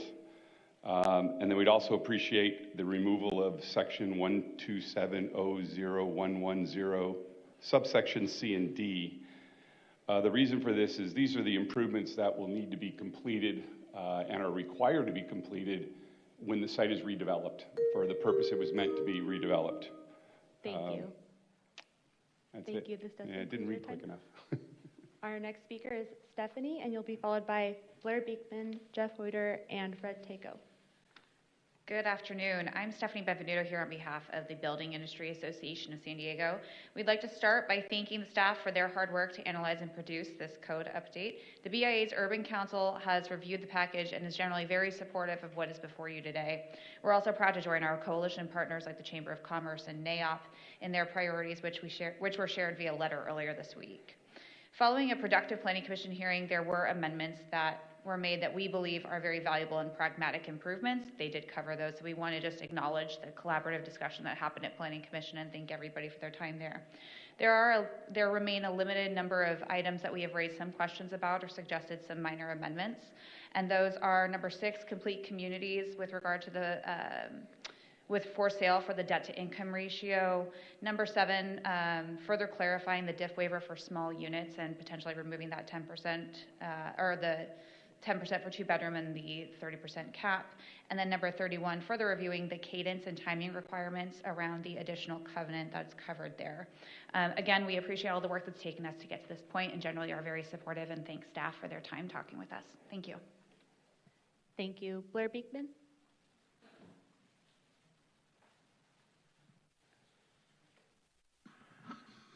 Hi, thank you, Blair Beekman. Thank you that you're offering 1 minute 30 for this item. I think that's a fair exchange at this time. We'd all prefer 2 minutes, but thank you for the 1:30. I wanted to quickly comment that I want to be working on issues of coastline issues and coastline development, that in how we talk about our sea level rise issues, that it can be an honest discussion. City government can come in with really important facts and numbers, and the community, in return, can be somewhat upset about how to talk about sea level rise issues. Learning to find that middle space, I think, is really important, and making that a part of our public conversation can be really important. If it's honest dialogue from the public, honest concerns, I hope we're working towards a good middle ground of, to really address sea level rise issues, and that City Council and government takes the care in how to build that dialogue for this upcoming few years with development issues around the coast, coastal development issues. Thanks for your time. Thank you. Thank you. Jeff, please approach the lectern, and you've been seated time by Dana, so you'll have 3 minutes to manage. There's just one slide. This was a fairly uncontroversial land development code update, so you don't get the full treatment today. We did have some issues that we worked through with staff, so we did want to thank staff for working with us to answer some of our questions and make some of the changes that we suggested. If you go to the next slide, the only thing that was taken out of, and this was at the urging of the Planning Commission, the transition plan item was removed. This was really to kind of keep the package moving forward. This is something that we would like to see come back in a future land development code update. And there's a couple of good things about this. One is the Planning Department has been trying to create a uniform set of regulations across the city, and this would have helped with that. We've already adopted transition plans as part of the University and Hillcrest plan updates, and this would have just generalized those same regulations. The other thing, and I think the reason the Planning Commission struggled somewhat with this, is just sort of visualizing what the real consequence of this. And the transition planes aren't on every building. They're on buildings that are adjacent to lower density uses. So if you're surrounded by other similarly zoned properties, this is not a non-issue for you. It's only at those transition boundaries between, say, a high, RM, 410, where it abuts up to, say, an RS or even 17 or even an RM11. It'd be in those areas where you have a low density transition to a higher density area, and this would address that. I think a couple other things that are considerate of the challenges that developers face are, first of all, it's only within the first 25 feet. Once you get above that, you can exceed the height to whatever the zone is. So it's not totally capping development in many cases. The other issue is, and there can be disagreement about what the ideal angle plane is, and this is a big thing that's debated within urban planning circles. But 65 degrees is a fairly steep angle. The way to think about it is you basically have 2 feet of rise for every 1 feet of run. So if you're next to somebody within that first 25 feet, you're at 54. There was a concern about what would happen across from Balboa Park. Well, if that's 150 feet away, that's a 300-foot building restriction, which is not typically what we see. So again, I hope this comes back. Thank you. Thank you. Fred, please approach the lectern. You've been seated time by Marshall Anderson. If you could raise your hand, so you'll have 3 minutes to manage, and you'll be followed by Elizabeth Burstein. Thank you very much. Good afternoon, Mr. Chair, members of the committee. Fred Takeo, speaking on behalf of the San Diego County Lodging Association. We respectfully request that Amendment 109 regarding pool and spa heating systems be tabled to allow for further discussion. First, we'd like to thank and appreciate the Mayor's Office as well as the Planning Department for engaging the association back in November. Shortly thereafter, after the outreach, we submitted a letter of input that staff had requested. While we did receive feedback earlier this week Unfortunately, it's not adequate enough time for us to fully vet the operational and the liability impacts of the proposed policies to hotels. Now, I don't want to discount the difficulty of writing a policy that would cover a hotel with 30 rooms to a hotel with 300 rooms, nor for a policy to completely encompass the greenhouse gas strategies that a hotel is currently implementing. However, the lodging industry supports the efforts to reduce emissions and is committed to sustainability. We believe that more flexible pathways are warranted in this case. For these reasons, we respectfully request that the item 109 be separated for additional discussion. Thank you. Thank you. And our final speaker in chambers, Elizabeth Burstein, please approach the lectern. Hi, thank you for taking the time to listen to me. I'm worried about item 7 of the update to the Land Development Code because I'm concerned that it might disincentivize the building of smaller, affordable homes. I recently graduated from college and I'm really struggling to find a job and a home where the math works so that I can afford to live in San Diego. And I know many of my friends from college and many of our neighbors also struggle to do that math. I'm gratified to hear that this potential disincentive for smaller homes is being addressed, but I urge the council to please continue to encourage the building of lots of smaller homes because increasing supply to meet the demand is really the best way to decrease housing costs. I understand that there's a concern about the budget shortfall and needing money for infrastructure, and I encourage the city to consider taxing those who already have enough more rather than reducing support and services for lower income neighbors who need them. Thank you. Thank you. This concludes in-person public testimony. We will now move to the virtual queue. I've started the 5-minute timer for all those in the virtual queue to indicate that they have comments on item 4. We have 10 hands raised in the queue, and as a reminder, each speaker will have 1 minute and 30 seconds. We will begin with phone number ending in 8700. Please press *6 and begin. Thank you, Natalie. Joy Senyata, CD 3. Planning Department, thank you so much. This is excellent work. Every time you bring it forward, I just love studying it. So I'm just going to look at downtown. And I have 15 favorites. And just to let you know on that, I have one disappointment, and that is number 4.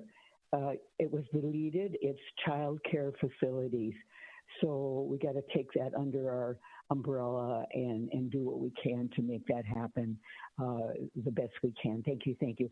I'll focus on 6 items of the 15. Here we go. Number 8, yes on developing C Street. Number 9, yes on the tree canopy. Number 18, yes on live entertainment. I'll just put this in from me. The pedicab drivers really want a little music. Can you help them with that? Number 19, yes on activities for the promenade. Please, please, please.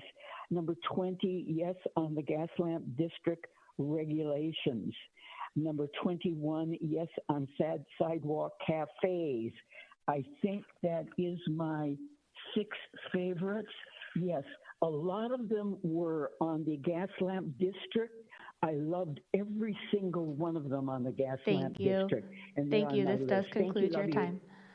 Our next speaker, the original, please unmute and begin.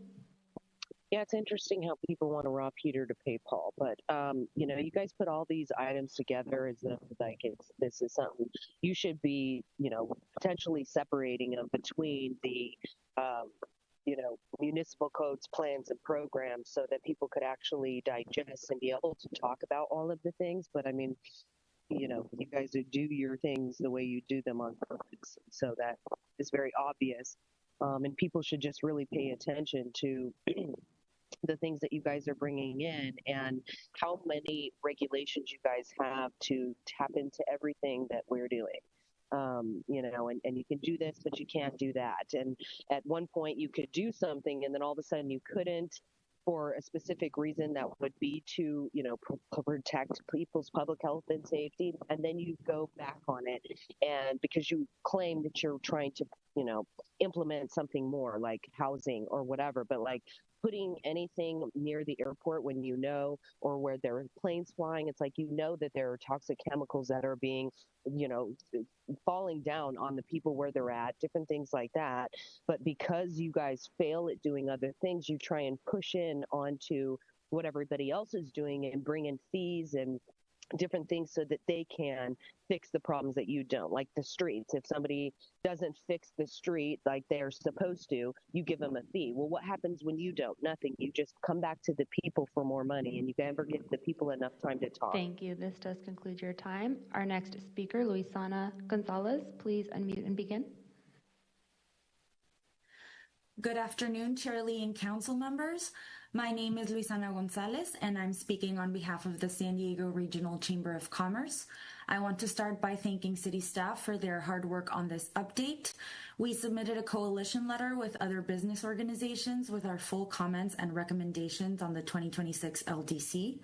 We are supportive of many items in the update, including positive reforms for wireless communication facilities, for sale housing, outdoor dining establishments, and housing downtown. We also appreciate the Planning Commission's recommendation and staff's removal of 2 items that would have hindered new housing in the city. We do have several items that our coalition would like to see refined. We would also ask this committee to accept the Planning Commission's recommendation on item number 7 to allow for important small homes to be built. We also would like to clarity about when item number 109 applies. Thank you for your consideration of our comments, and we look forward to the implementation of many positive changes from the update. Thank you. Thank you. Our next speaker, Victoria Labruso, please unmute and begin. Good afternoon, Chair Lee and committee members. This is Victoria Labruso, Chair of CPC. First, I'd like to thank the Planning Department, and in particular Courtney and Megan, for the time they took to work with the CPC subcommittee on our review of the update. As Megan mentioned, the January 27th CPC comments were updated after the Planning Commission met on the 19th, and I attached them using the web form for this meeting. We should have Chris Nielsen from University speaking to a few comments, hopefully later on. And I'd like to highlight a few more. First, items 108 and 109 were just introduced at the Planning Commission meeting on February 19th. Therefore, the CPC will make no comment due to the lack of notice, the absence of draft code language, and no opportunity for public review prior to CPC consideration. CPC requests these items follow the standard public notice and review process before adoption. Number 85, CPC continues to take issue with the appeals fee for the CPGs, and it looks like they may be doubling, making this even more difficult for your advisory bodies to have their voices heard. We continue to stand behind waiving fees for CPGs as an equitable solution for our communities in San Diego. We hope you will consider this continued request in the near future. Lastly, I just want to thank the CPC subcommittee members for the number of hours. They've spent a ton of time on these code updates and their evaluation, and all of it's been volunteer time. I want to thank them for that, and thank you, committee members, for your time. Thank you. The 5-minute timer has concluded. We have 6 hands remaining in the virtual queue. We will take no additional callers after these 6. Chris Nielsen, please unmute and begin.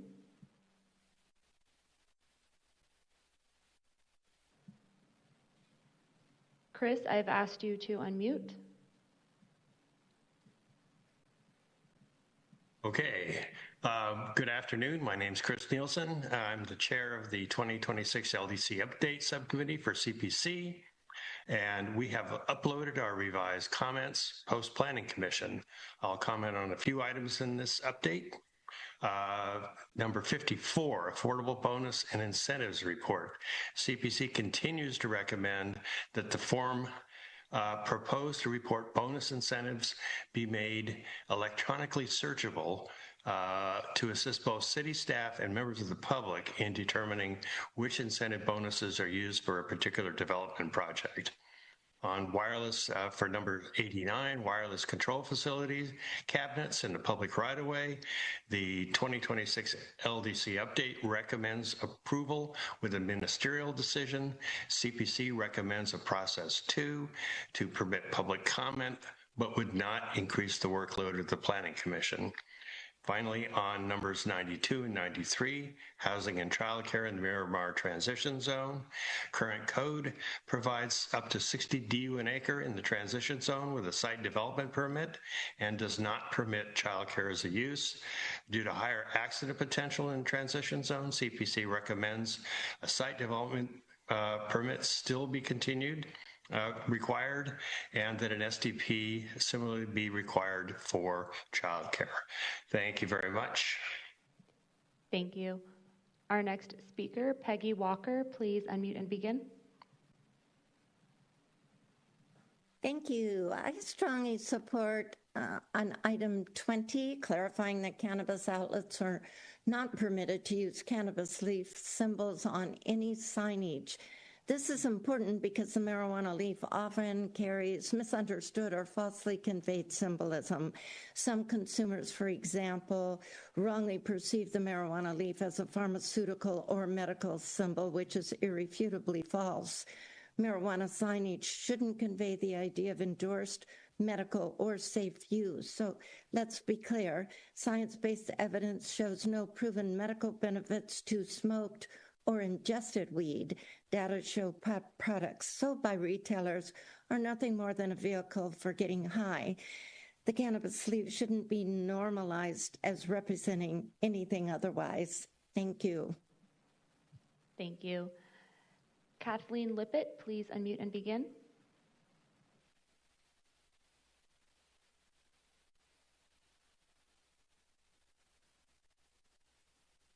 Thank you. Good afternoon, and thank you for letting me speak. Once again, the city's land use code updates rolls far too many updates into a single 2026 code update. Streamlining also seems to be a euphemism for codes that will deter public input and ability to oppose. A number of these codes do not ameliorate or mitigate existing problems that were created by problematic codes or the absence of a code in the first place, but make them exponentially worse. Code number 45 regarding parking, reduced parking requirements, and as well as the lack of infrastructure requirements will cause community problems for decades to come. 85 is the appeal code that would go up dramatically, probably twofold. That's enormously disrespectful for planning groups who donate their time freely to provide the best input that they can. There is on 710 Club, it's on Garnett, and it is one of the problematic nuisance streeteries that's been there for decades, and it's been a public nuisance for the community members. What this code update does is apparently allows them to continue their nonsense. This does conclude your time. You can submit a comment to councilcommittee@sandiego.gov. We have 3 hands remaining in the queue. Aria Grossman, please unmute and begin. Good afternoon, Chair Lee, council members. My name is Aria Grossman, and I'm the policy manager at Circulate San Diego. I'm commenting on the citywide updates. We support many of these efforts, but I want to speak on a couple specifically. Item number 7 proposes to scale back development impact fee waivers so that builders may only receive them for homes less than 500 square feet if the building contains a certain percentage of homes with higher bedroom counts. This proposed amendment presented today is preferred over the initial proposal, which would have eliminated fees altogether. However, the reduction of fee waivers is contrary to the goal of increasing homes. San Diego needs more housing, period. This means more homes of all sizes, and disincentivizing small home development will have a net negative effect on our city's housing stock. We got into this position of having such a deficit by not taking seriously the financial realities of building and regulating ourselves out of creating new homes. Policies like eliminating fee waivers or conditioning them on certain development conditions like bedroom counts push us back into that direction. Regarding item 54, implementing AB 1287, Circulate is in strong support of this item. Circulate was the lead sponsor of AB 1287, which adds up to 50% development capacity for developments that build a certain amount of affordable housing. And we strongly encourage and support the city's implementation of this effort. Thank you. Thank you. Madison, please unmute and begin. Hi, thank you. I wanted to express my support of the update on number 20 to prohibit the cannabis leaf symbol in signage for cannabis outlets. As a mom of 3 children and someone who works in youth drug prevention, I've seen firsthand how recognizable that green leaf has become, and it's no longer subtle. It's a widely understood symbol for a mind-altering substance. When that symbol is displayed prominently along our streets, near restaurants, schools, and parks, it normalizes cannabis use in a way that directly impacts kids and teens. Your existing regulations already limit signage to the business name, alphabetic characters, and 2 colors, so prohibiting the cannabis leaf symbol is a logical extension of that approach. It ensures these outlets operate with a lower visual profile and are not advertising through imagery that is especially appealing or easily identifiable to youth. We regulate signage for other age-restricted products carefully, and cannabis should be treated with the same level of caution. This update helps set reasonable guardrails to reduce youth exposure and community impacts. Thank you. Thank you. And our final speaker in the queue with their hand raised, phone number ending in 8813, please press *6 and begin. Okay, Consuelo here. Okay, first off, sea levels are not rising. We have the same coastal levels we've had for decades here in our county, and there are many photos that show the evidence from pictures taken over like a half century ago. So this is just more fear, propaganda used to further control the behavior of the people through government narratives. Okay, so I'm speaking on all items. It is unbelievable how many people are still unaware of the United Nations agenda for the 21st century. This is it. Everything being presented is in lockstep with the rollout of the New World Order. It's full speed ahead. DMT mandates to the so-called stack and pack housing. Our future generations may never know what it means to own property. Single-family homes could become a thing of the past if people don't wake up and start paying attention to what is happening. These policies reshape how people live, where they live, how far they travel, and ultimately how much freedom they have in their daily lives. And I don't mean to sound doom and gloom here, but it is time for the time is of the essence. And the younger generations have no clue just how badly they're being screwed by the very systems that claim to serve them. And, transparency matters, man. Honest conversations matter. And the public deserves to know exactly where these policies are leading before they are permanently locked into place. This does conclude your time, and Chair, this concludes public comment on item 4. Thank you to the public for your comments, and I'll go ahead and kick us off on this discussion. I want to thank the City Planning Department for the tremendous amount of time that you've dedicated in delivering this Land Development Code update, which I think was sidelined a little bit with many of the conversations that we had last year. But that hasn't stopped you from working with a number of stakeholders and in communicating with each of our offices as well. I also want to acknowledge the members of the Planning Commission, because I think they had a very thorough discussion when it related to numerous items in this update and helped to make some of the recommendations that I think helped to form what we see here today at committee for consideration. Before I focus on several of the key items, I want to thank staff for the efforts that you've made in streamlining wireless communication facilities regulations, as well as allowing childcare centers in the Miramar area in my district, along with other items that help to make further clarifications and corrections when it comes to Complete Communities as a program. So the first major item that I think has come up, both in public comment, also was a bit of a Planning Commission discussion, was item 7 relating to micro-unit DIF waivers. The Complete Communities Housing Solutions Program has been an important program, and we've seen a number of housing units produced as a result of it. In many of the discussions we've had, I've often encouraged all types of housing, including micro-units, and I think we all recall that something like 2 years ago, this council decided to maintain waivers for micro units as a way to continue to incentivize those moving forward. At the same time, I understand in many of our discussions that we've discussed the need to collect development impact fees, and that we need to ensure that we tailor any waivers to incentivize what we want to see or what we think we need in communities. So that's one of the items that I actually appreciate that the Planning Commission sought to find a mechanism that they could do just that, specifically by requesting that microunit waivers continue to be offered, but offered as an incentive for the ever elusive larger 3-bedroom units. City Planning has further refined that as well. And as I understand it, you sought to align that mechanism for the incentive to match our FAR bonus, requiring both 10% of 2-bedroom units as well as 10% of 3-bedroom units, correct? Yeah, yes, that's correct.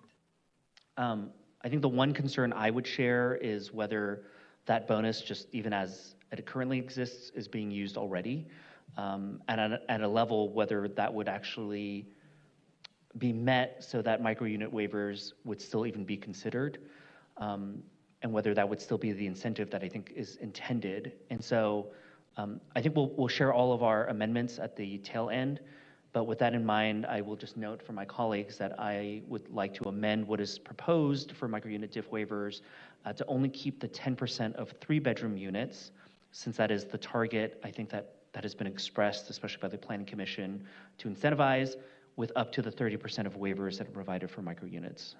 And I hope that is a balance that would at least still allow for an opportunity for that to be used, and perhaps we'll have a chance to visit that further if needed. Regarding item 87, for previously conforming use flexibility, I want to acknowledge that there's been a lot of back and forth discussion about how to address previously conforming uses, and that has especially been relevant in the Kearny Mesa area, where we recently passed that plan update in 2020. And then most recently with the passage of the University Community Plan in my district, I also recognize the importance that when we plan out these visions for a community plan update, that they do actually have a chance to be realized. And in doing so, we also have to find a way to balance a recognition that sometimes we're going to be transitioning away from existing uses. And I appreciate the many discussions that staff and stakeholders have had to try to find a balanced effort, expanding the uses so that we're not limiting the options for tenants, but also trying to determine a timeline within the plan's life cycle that pushes ultimately for that transition. And I will note that it's important to me that we not only lay out these plan updates, but that we do see a vision that we have a chance to realize in the time frame that those plan updates are intended for. An example of this kind of balance, while unique, is the Grantville Focused Plan. That area provides density and housing along transit and has allowed for industrial areas there to still thrive. And so one of the questions that I think we've heard from members of the public is their concern about whether this amendment for 87 would also affect the Grantville area. And I just want to see if you can further clarify that.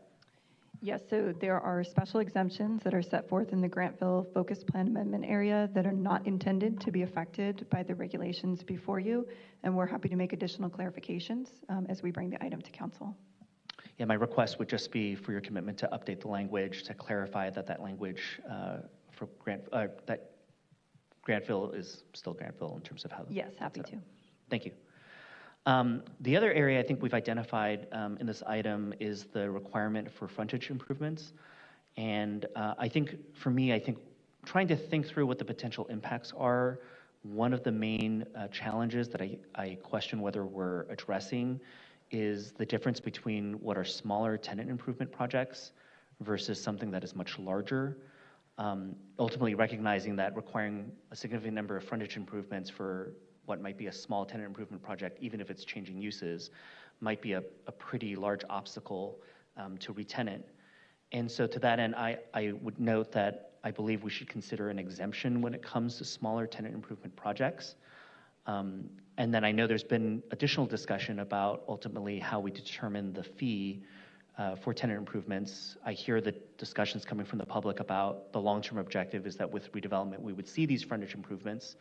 And I also agree with the department that in the time frame that we've laid out, if we don't put something in place, we're not going to see updates until a much longer time horizon.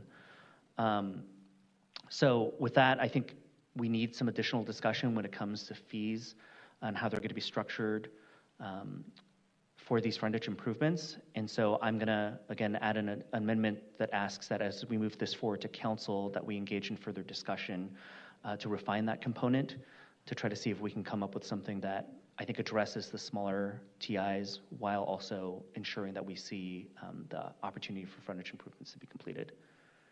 So with all that said, I will go ahead and move to approve the 2026 citywide land development code package and the downtown land development code package. And I'm going to ask that we put the changes that we're proposing on screen.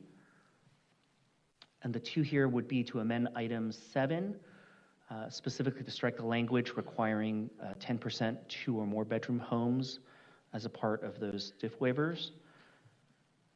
And then for item 87, to specifically direct the city planning department to work with my office, Council District 6, to refine the in lieu options for frontage improvements as it relates to previously conforming uses. And that concludes, I believe, my motion. So we will turn next to Councilmember Whitburn. Thank you, Chair. And I too want to thank the Planning Department and DSD's Downtown Urban Division for the great amount of work that has gone into this update. I want to thank the community members and business groups for thoroughly reviewing this update and providing their comments. I'll start off with a few comments about the citywide amendments. Most of my comments will focus, though, on the downtown update. I think it's good to see that the Complete Communities program will now apply to for sale units, giving San Diegans more opportunities to own a home, and it will include for sale affordable housing. This means that more affordable housing will be available for purchase near transit and schools and other community amenities. Another item that I'm looking forward to implementing citywide is item 50, the shared housing density bonus. This is going to encourage and make it easier to build shared housing. Downtown is a great place to explore implementing shared housing in some of our vacant office buildings. Shared housing is critical for improving affordability by facilitating the splitting of rent and utility costs, making it an important solution to rising housing expenses and shortages. It fosters social connection, it reduces loneliness, provides companionship and security, particularly for our senior community. Many of the changes within the Land Development Code may seem small, but can make a significant difference. One of those instances is item 90, and that regards emergency shelters. It streamlines the permitting process for emergency shelters, making it easier to get them up and running without a lot of regulatory burdens. One of the items we heard concerns about today is item 109. That is the item that is focused on energy efficient pool and spa heating systems. I appreciate the value of this item from a climate standpoint. At the same time, I do want to make sure that everybody's clear on how to best implement the regulations. I know there have been some questions recently about this. We heard that today. I would ask that we pull this out of the Land Development Code for now and return item 109 to staff so that we can make sure that there is that important clarity. Chair, would you accept my amendment of returning item 109 to staff? I would, and I'll note with that too that the language, clarity on the language in terms of end of service life, that had sort of triggered on our end as well. So thank you, Councilmember. Okay, thank you, Chair. All right, I want to focus most of my time on downtown.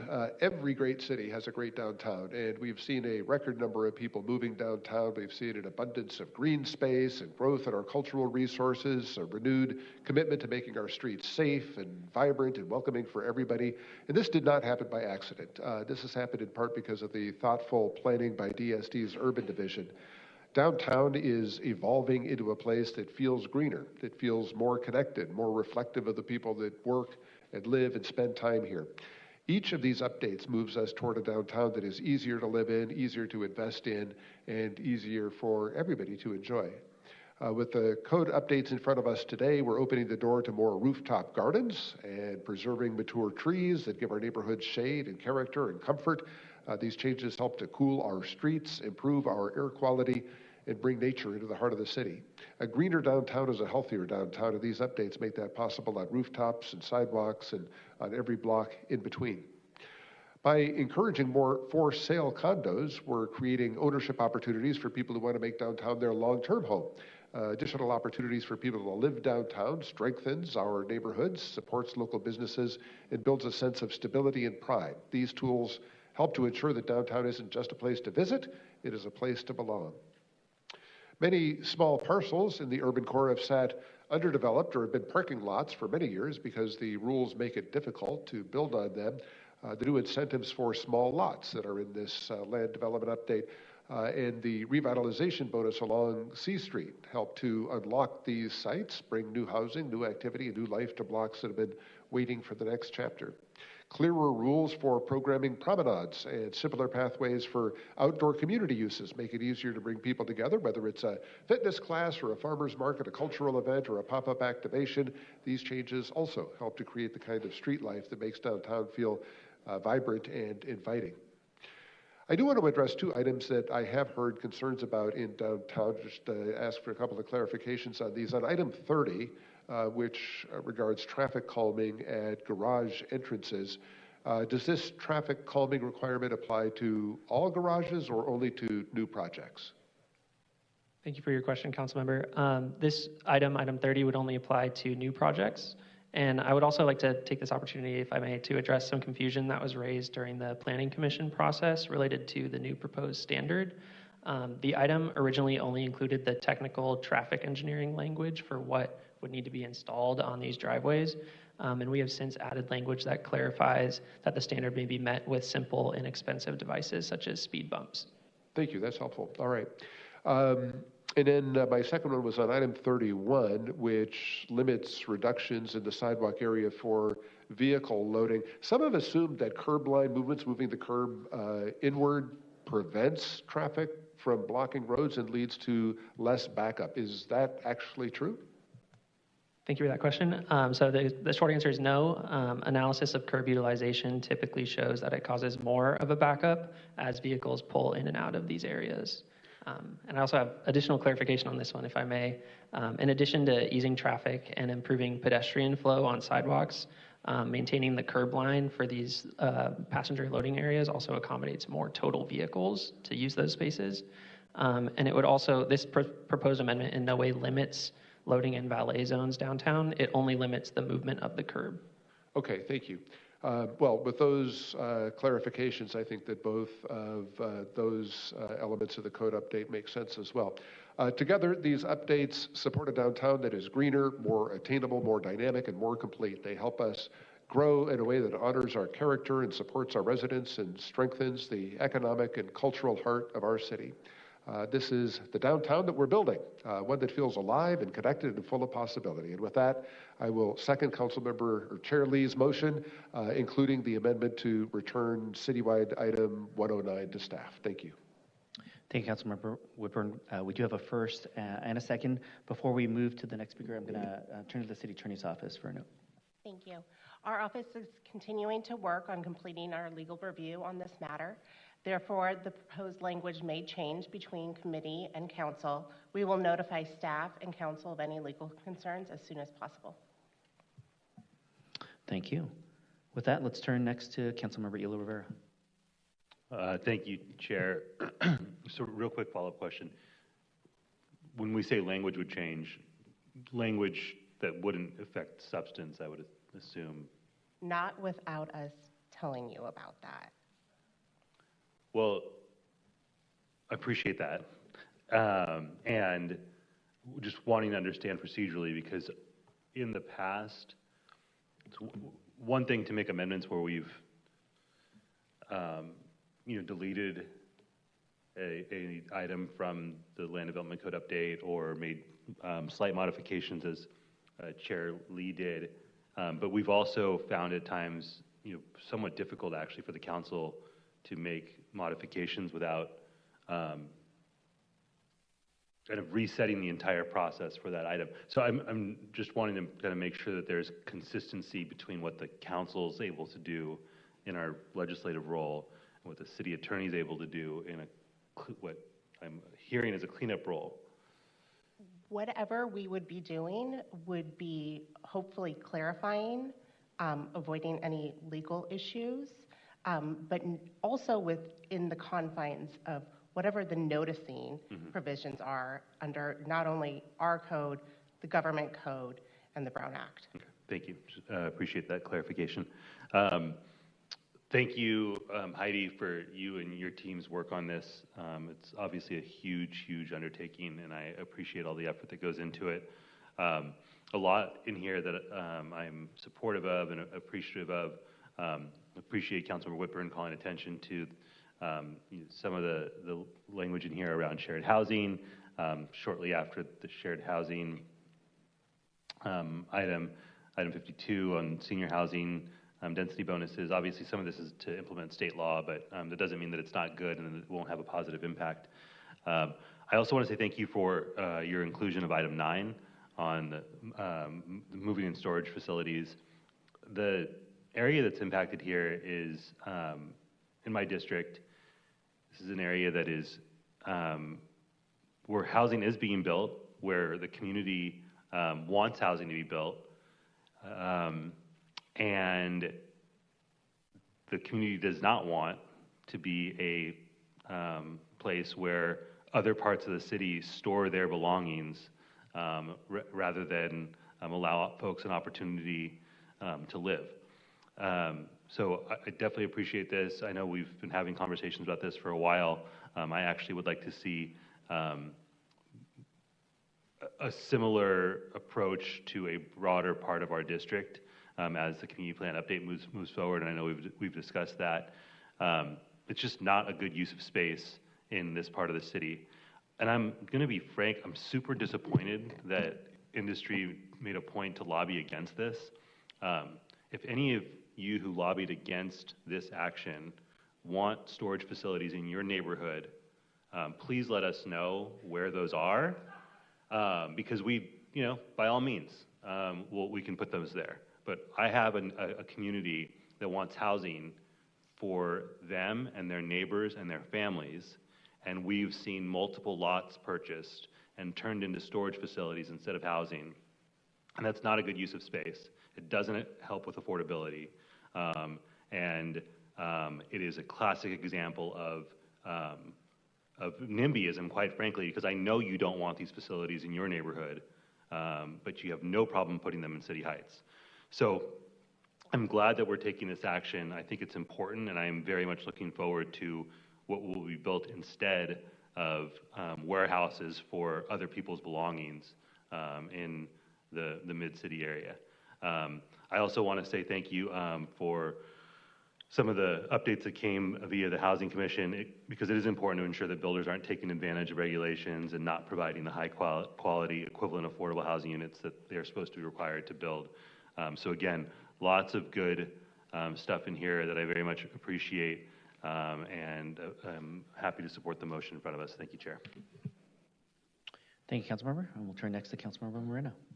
Thank you, and thank you also for the presentation. The Land Development Code serves as a foundation for how growth is regulated in the city of San Diego.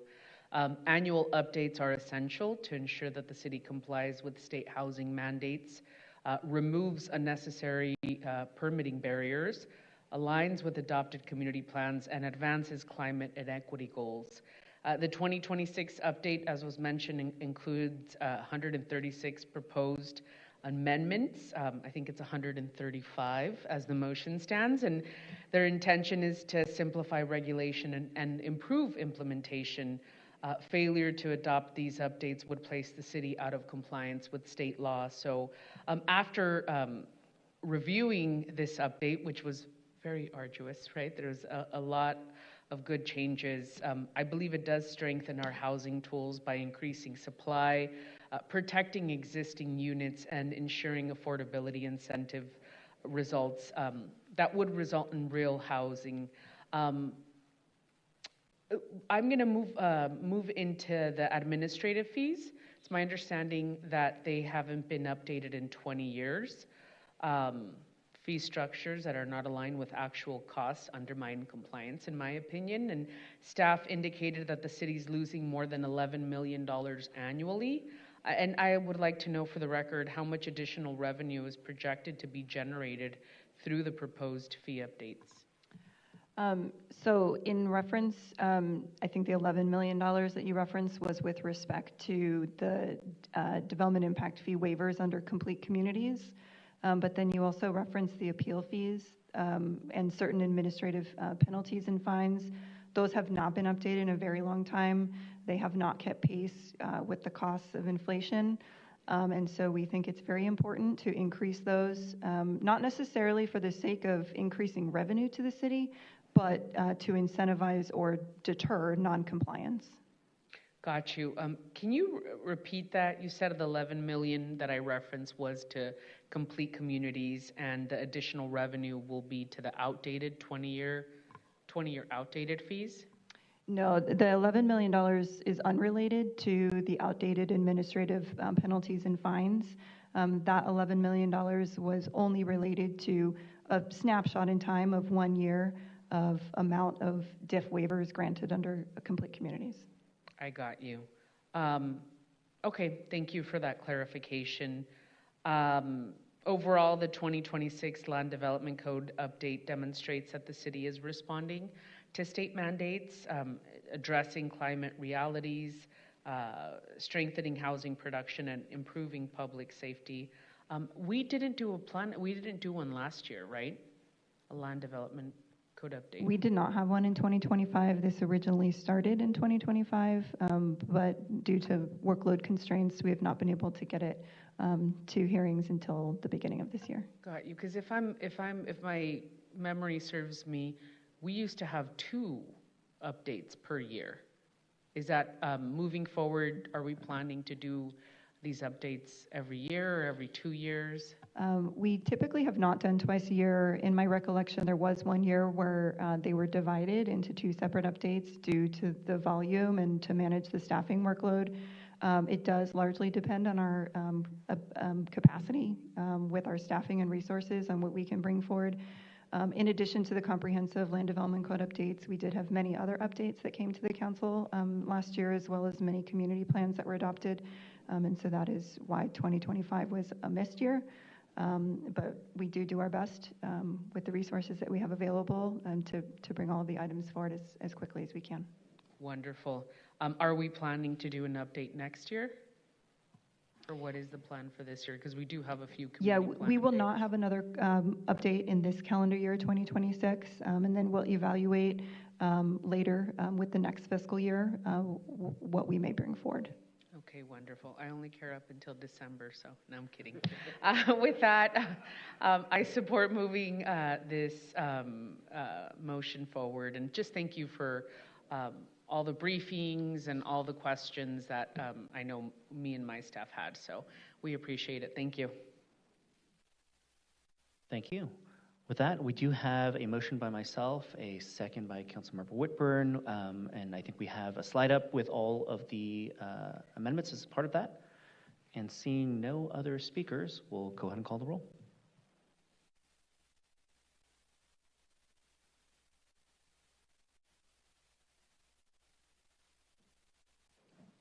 And the motion passes unanimously 4-0. Thank you. That concludes item 4. Natalie, will you please introduce item 5? Item 5, 10-year lease between the City of San Diego and Harlan Brewing Company, LLC, a California limited liability company, for city-owned property located at 2702 North Mission Bay Drive, San Diego, 92109, at the Mission Bay Golf Course. Chair? Thank you. We'll let the team get up here and get settled.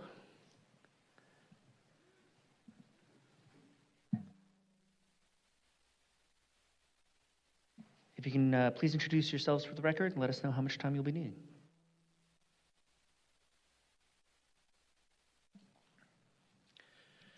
Good afternoon, Chair Lee and council members. My name is Jim Mandler. I'm the program manager over the real estate division's leasing team. We will need about 4 minutes today to present this 10-year lease with Harlan Brewing Company at Mission Bay Golf Course. Thank you.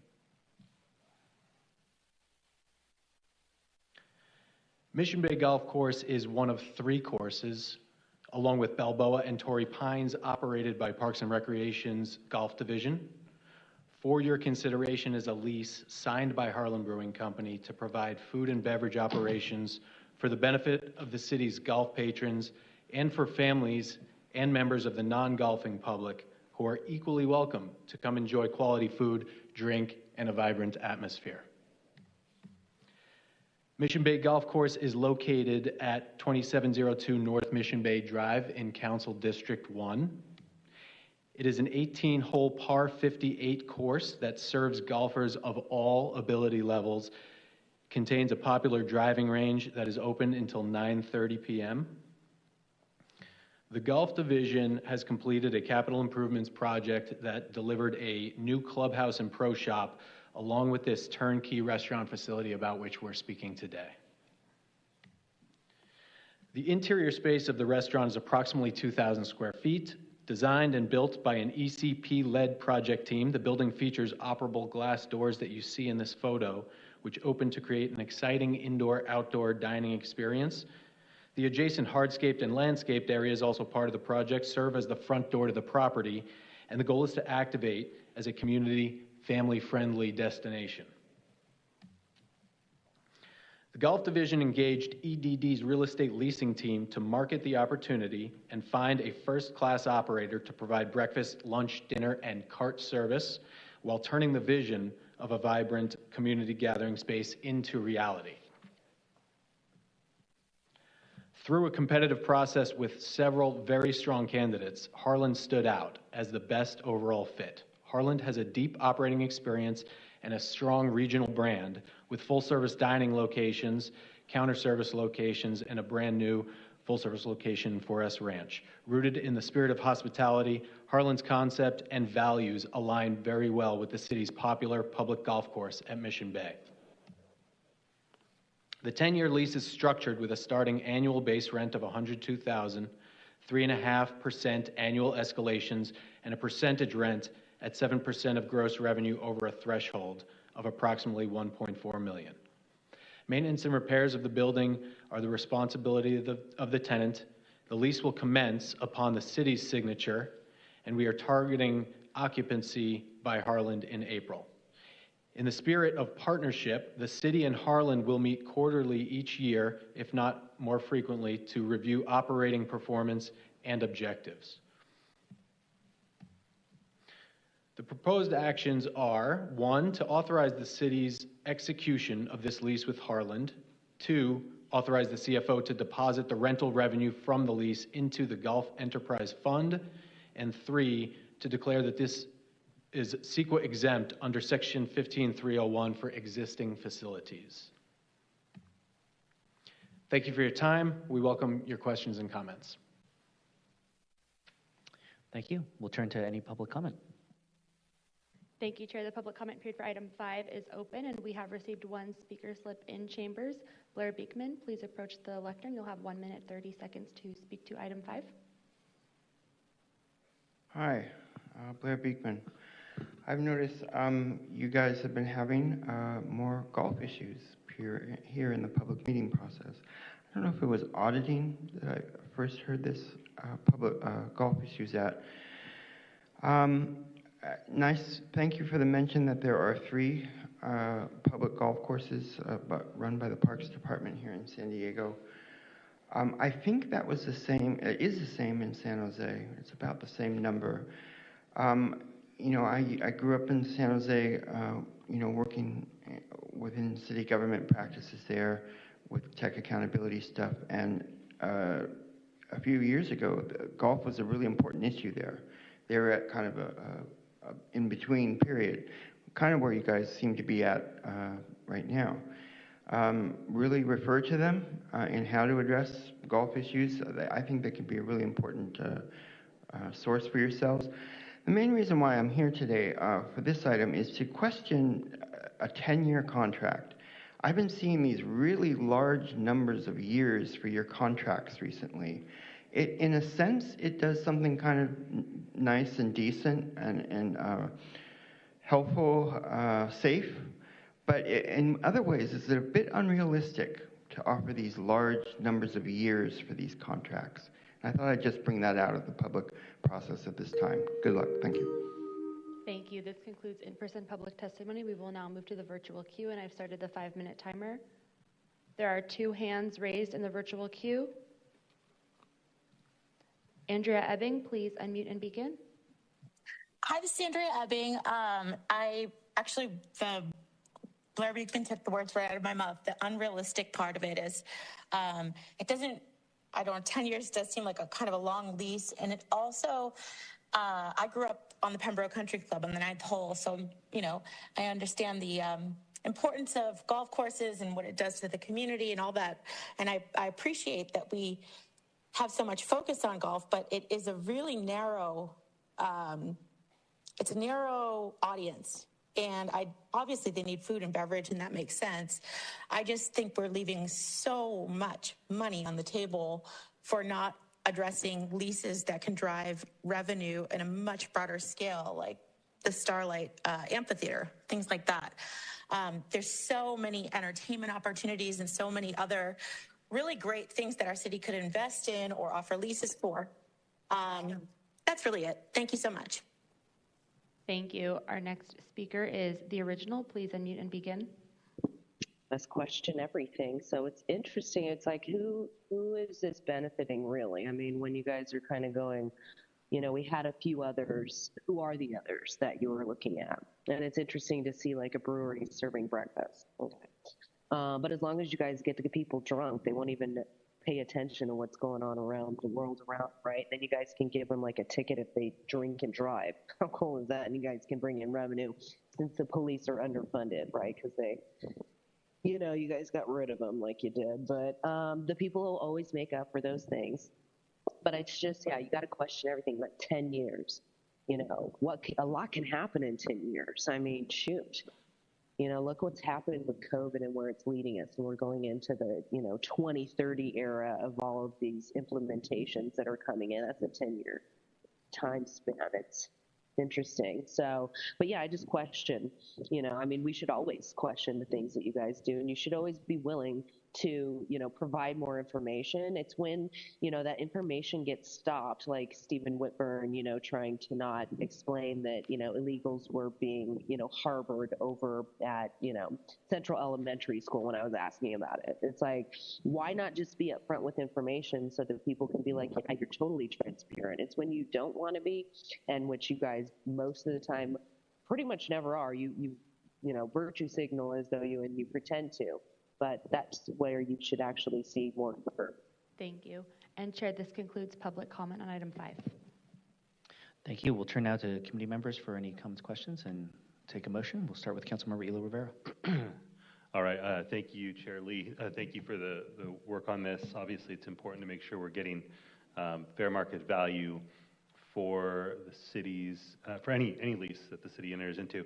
I'll just ask that we've taken the necessary steps to ensure that this is fair market value. Absolutely. Can you speak a little bit to what that process looks like? Sure. That process was a combined process. We used our internal evaluations team, had a third-party appraisal done. They then updated it with our own internal expertise. And we also used a third-party consultant who's a specialist in retail leasing and restaurant leasing to validate the current market conditions. Appreciate that. Thank you. It looks beautiful. I love a Harland Japanese lager. So I'm happy to move this forward. However, I do have one slight change to the requested actions, if I may, Chair. There's 3 actions that are requested here. The second one is to authorize the CFO to accept and deposit all base rent and percentage rent revenue into the Golf Enterprise Fund. I would like to ask that rather than that be included as an action today, instead the Department of Finance work with the IBA to provide council with guidance for what would be necessary to allow revenue from this lease and other golf division leases to be utilized by the whole Parks and Rec Department rather than just the golf fund.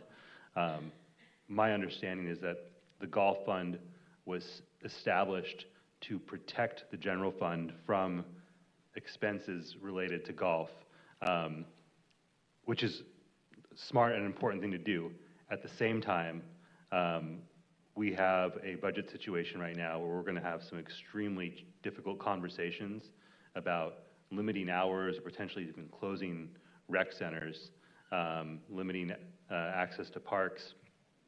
And it would seem important for us to at least understand to what extent revenue generated not from greens fees or golf itself, but from things like this lease could be used to improve access to recreational opportunities for people across the city. I'll repeat the motion, which would be to approve staff recommendation for action 1 and action 3, and request that the Department of Finance work with the IBA to provide council with guidance for what would be necessary to allow revenue from this lease and other golf division leases to be utilized by the whole Parks and Rec Department rather than just the golf fund. Councilmember, would you be willing to consider also incorporating the city attorney's office into that? We just want to make sure that Gulf Enterprise Fund is... Of course. Okay. Yeah, thank you. Okay, we have a motion by Councilmember Elo Rivera with the amendments that he mentioned. We'll turn next to Councilmember Moreno. Thank you for the presentation. And as was referenced, I think by one of our speakers, this is a worlds away from the audit that we just had last month. So kudos to you guys for having an open, competitive marketing process is what my understanding is, to see the market value of this area. The only questions I had were, if I'm not mistaken, this land sits right next to the De Anza Cove, and the city of San Diego has a proposal or an environmental assessment that they're going to do on the wildest alternative and the De Anza National Plan. I just want to make sure that this doesn't impede any of the work. I know it's a ways away, but just wanting to make sure that this doesn't impede with that work that needs to be done by the city. Right, thank you for the question. The golf course sits within the active recreation area for both plans, so it does not impede. Okay, wonderful. And then also, I have been told that this golf course floods often. Is that just something somebody told me, or is this something that really does happen? I know that for this leasehold and this, where this sits on the golf course, that for the 10-year term of this lease, there is no flooding concern from Parks and Recreation. Wonderful, thank you for that. Well, kudos to you guys for the work done on this particular project. I will be supportive, and I am supportive of my colleagues' motion to look at other ways to utilize the golf funds for the Park and Rec. So I'll second the motion before us. Thank you. Thank you. We have a motion by Councilmember Elo Rivera, a second by Vice Chair Moreno. We'll turn next to Councilmember Whitburn. Thank you, Chair Lee. I too support the motion. Appreciate Councilmember Elo Rivera's interest in exploring how we can use the revenue from this lease to help some of the other needs that the city faces. I do want, interested in the Department of Unintended Consequences, just want to check to make sure that nothing about the alteration of the second proposed action creates a problem, because we're passing a motion that does not actually authorize the CFO to accept and deposit the funds. We'll circle back to that later, and that's fine. I'll defer to Parks and Rec Deputy Director John Howard of the Golf Division in case he has any concerns to share, but that should be okay to move forward with this action as is, with the proposed amendment, sorry. Okay, well, as long as that doesn't throw a wrench into anything, then that's fine then. Okay, good. I'll be supportive of the motion. Thank you. I'm going to be supporting the motion as well, and just want to thank the team for their work on this. I think in some of our recent budget memos, we've often talked about the city taking opportunities for revenue generation based on some concessions, noting that the deal structure here is similar to another deal for Super Bloom, which has been very successful, and I think certainly this is an opportunity to support the city, and especially appreciate the amendment that allows us to explore how this can be utilized in a way that is not simply tied to the Golf Enterprise Fund. So with that said, we have a motion by Councilmember Elo Rivera, a second by Vice Chair Moreno. Seeing no other speakers, we'll call the roll.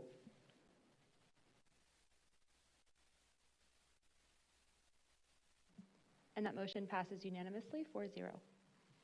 Thank you. That concludes item 5. With that, we'll turn back to our information agenda and hear item number 7. Natalie, will you please introduce the item? Item 7, adaptive reuse practices. Chair? Thank you. Simple intro. Before we turn it over to our presenter, I want to start off by thanking Kelly Farrell for making yourself available for this presentation. As expressed in previous years' land use and housing work plans, this committee is interested in learning more about reforms that focus on sustainable housing. This relates to building code updates, streamlining infill development, and with what we're going to be hearing about in a moment, adaptive reuse solutions. So with that, I'm going to turn it over to Kelly Farrell. If you'll take a moment to introduce yourself for the record and let us know how much time you'll need for the presentation. Hi, Kelly Farrell. I'm a principal at Gensler, and I run our residential practice around the firm. And I'll need about 10 minutes today to take you through the item. Thank you. Council President Lee, I want to thank you for inviting me and giving you the opportunity to share what we've been doing at the firm. For those not familiar with Gensler, we are a large architectural and design firm. We have an office about 600 feet away. We're very proud to be in San Diego. And we've been studying office to residential conversions for about 10 years. When we started, we were really looking at the building. Does the building work? Does the form work? What does it take to get that conversion to really make a great living experience? To date, we've looked at just over 1,500 individual buildings. We've worked in 130 cities, and we've got about 10,000 converted units in our portfolio. Do I have to keep holding this or no? Oh, good. Okay, just checking. Where we've shifted our focus is really around what supports conversion. Design can do a lot, but it takes a great policy infrastructure to actually take advantage of the oversupply of office to answer the call of the housing shortage. For cities, we know it's about stabilizing property values, stabilizing the tax base, and keeping our cities vibrant and engaged. For developers, we know that they're not only looking to tap value that's not recognized in assets, but they're also looking to work in an environment that's stable, that they can understand the challenge that's in front of them to really deliver a project well.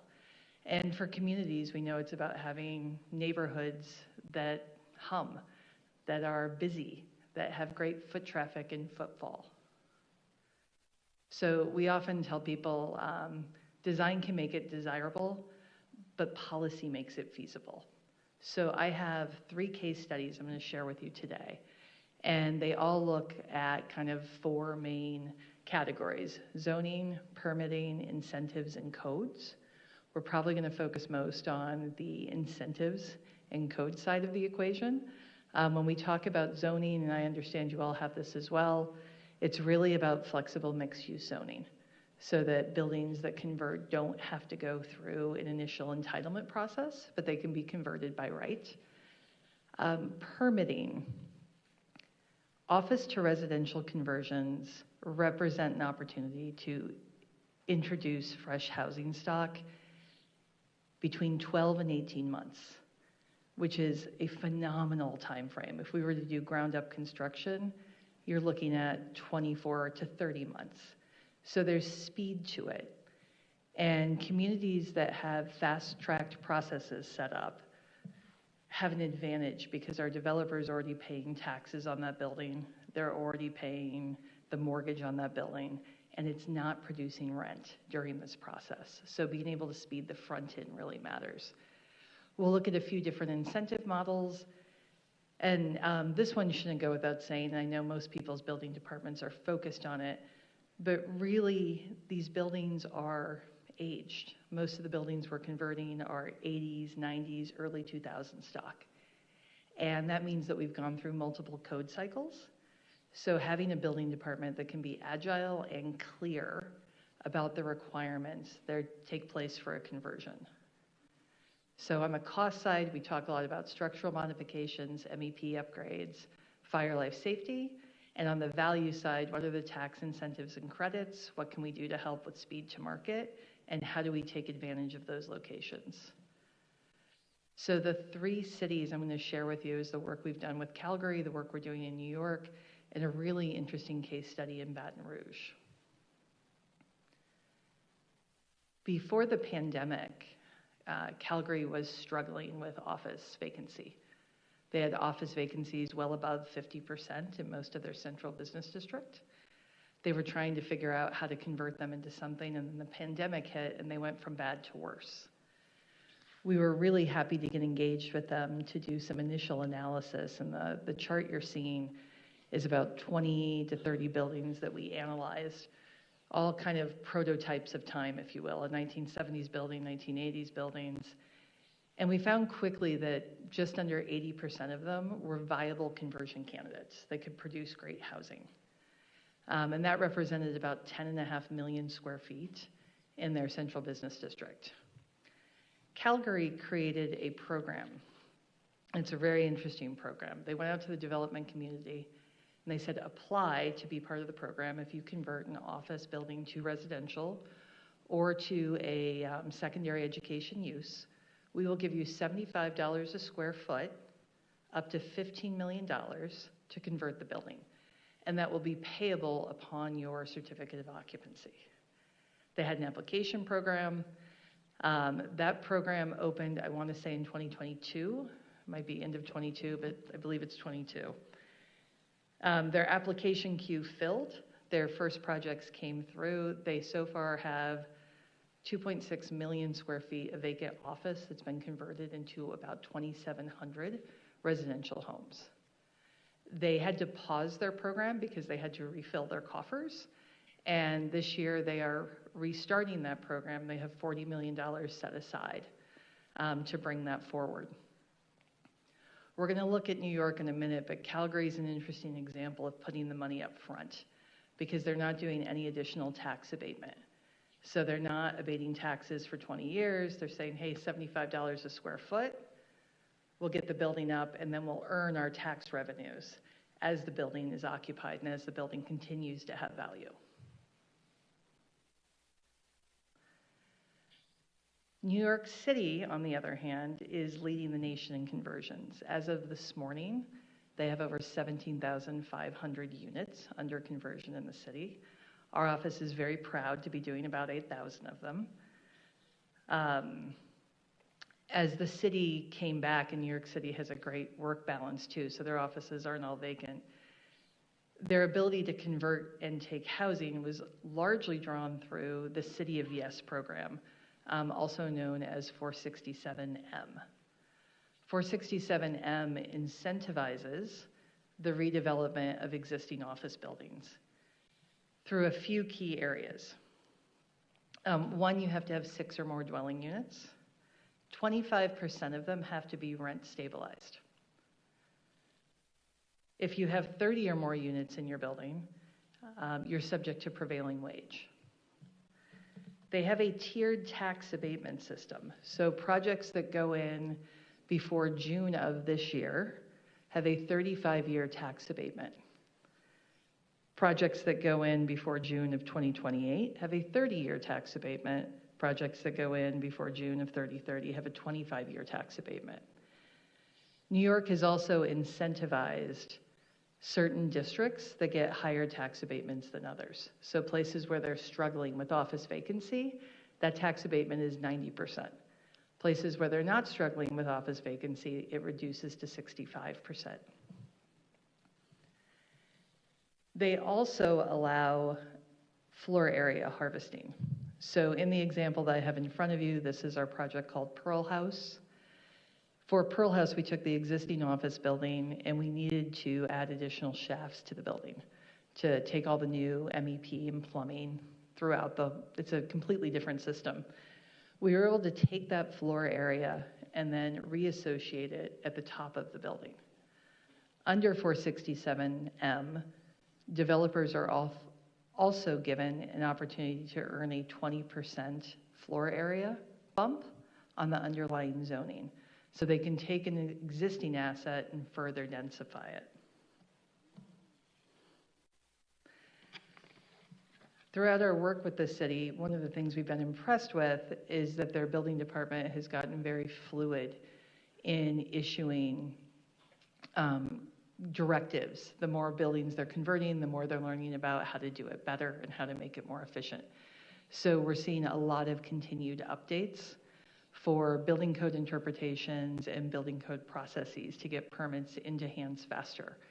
To give everybody an idea of timing, from the time this building started demolition to the time it opened, welcoming its first residents, was under 15 months.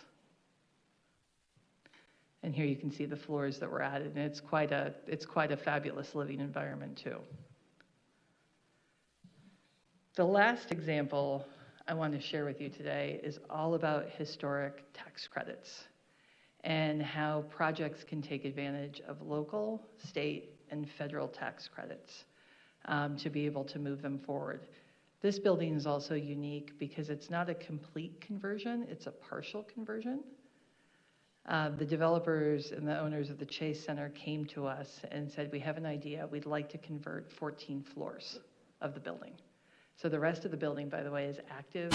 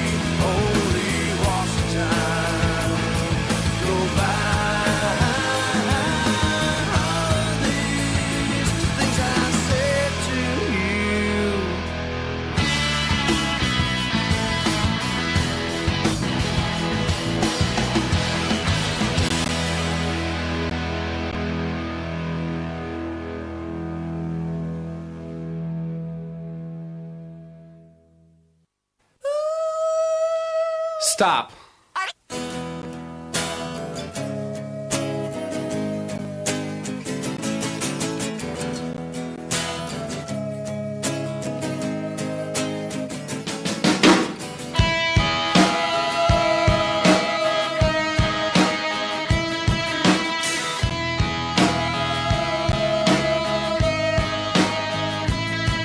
With your feet on the air, your head on the ground. Try this trick and spin it. Yeah. Your head will collapse if there's nothing in it, and you'll ask yourself, where is my mind? Where is my mind? Where is my mind?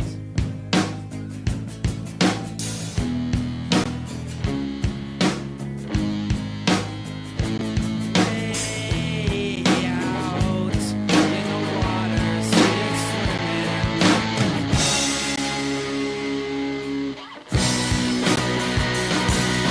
I was swimming in the Caribbean. Animals were hiding behind the rock, except a little fish. But they told me Swift's trying to talk to me, so I went, where is my mind?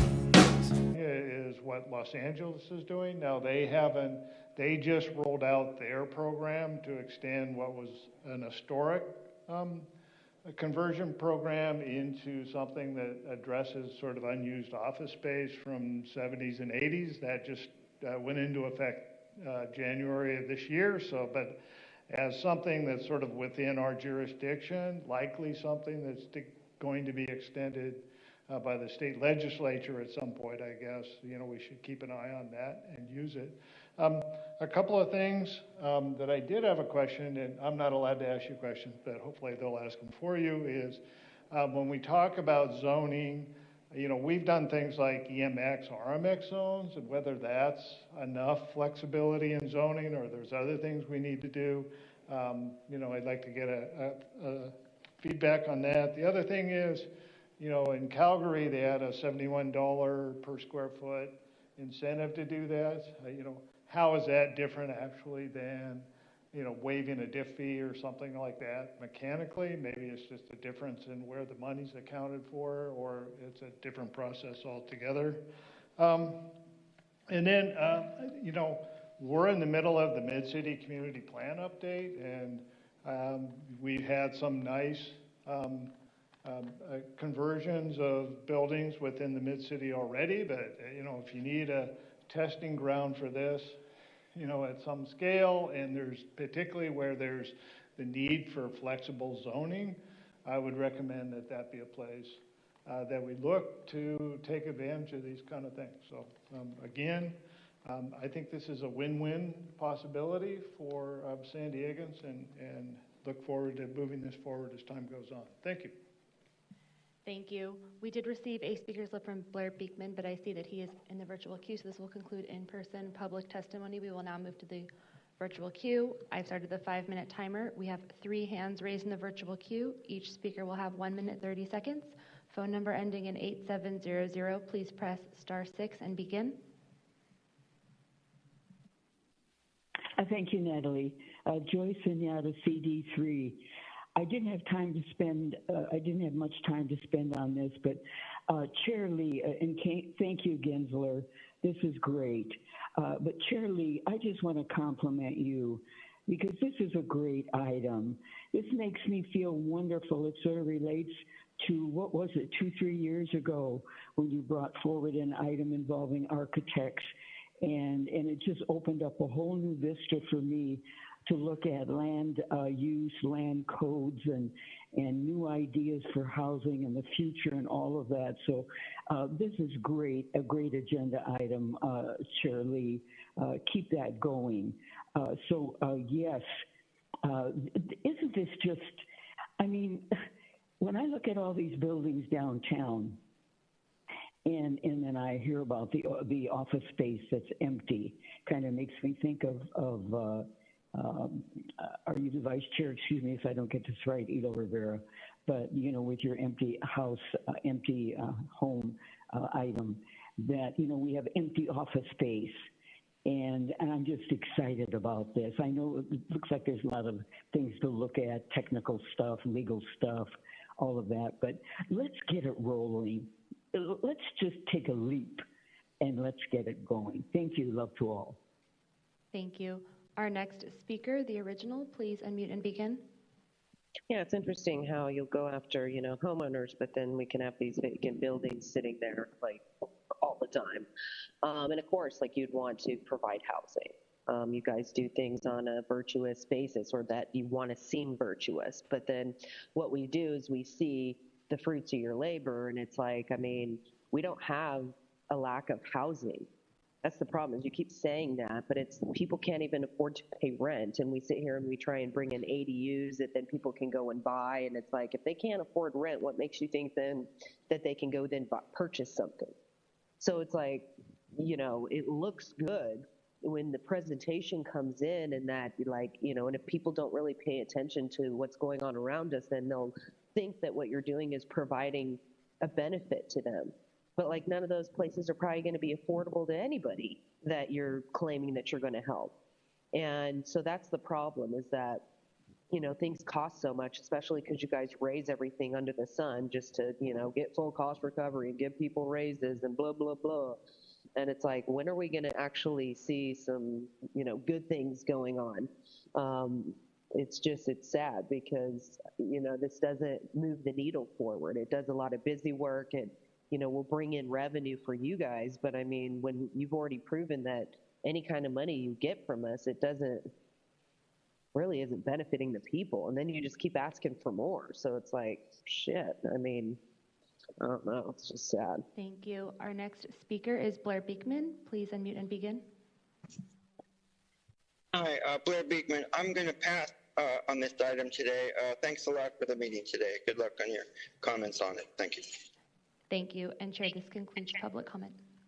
Thank you. So now we'll turn and start with Councilmember Woodburn. Thank you. Thank you very much, Chair. Thank you for docketing this important item. And thank you for the very interesting presentation. Downtown San Diego currently has an office vacancy rate of 26%. So converting these office buildings that are vacant to homes is always on my mind, representing downtown. Our downtown urban division has been working to incentivize conversions. We heard a little bit of that in the Land Development Code update today, but you're here in downtown San Diego.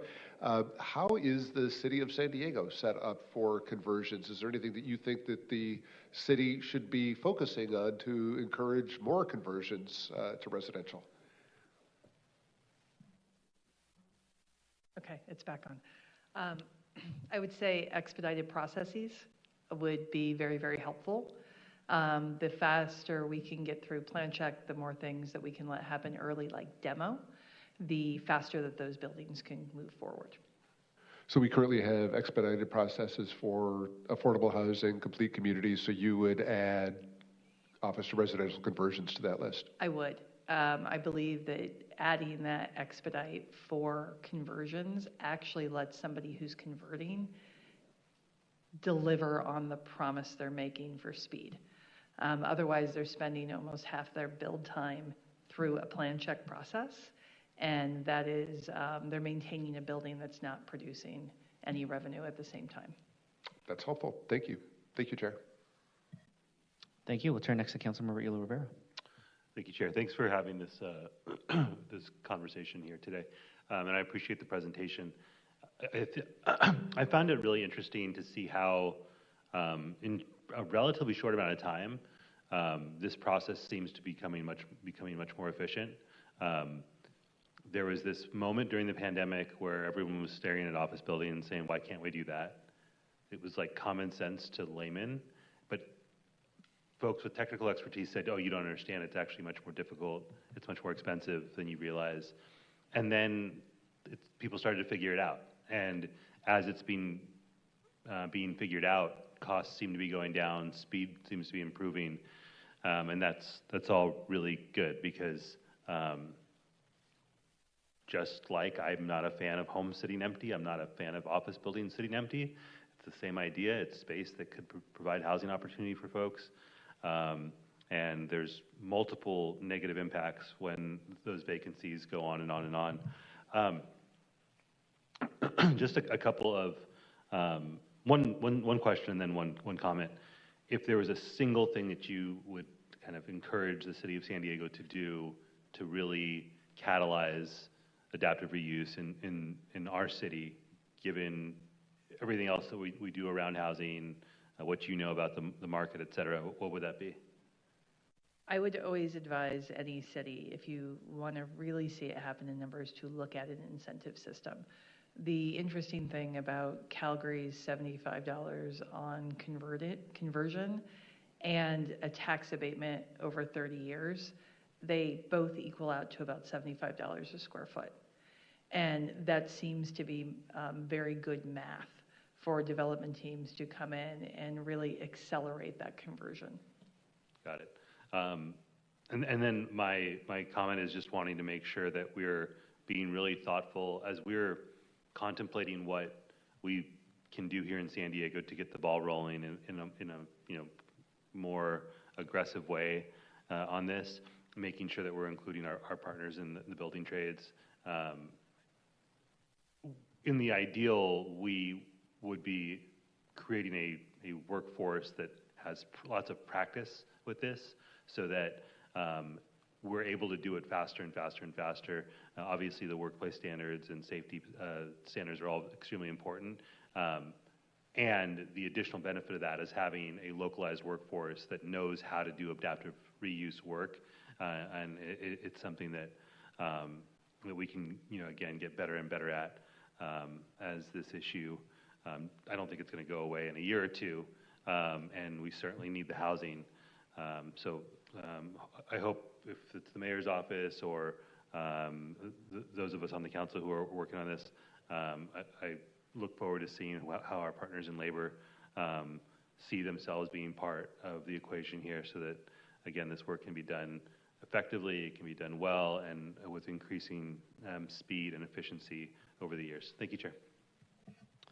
Thank you. I'll conclude by thank you, Kelly, for the presentation here. I think this has been a topic that's been of a lot of interest to a lot of us here in San Diego.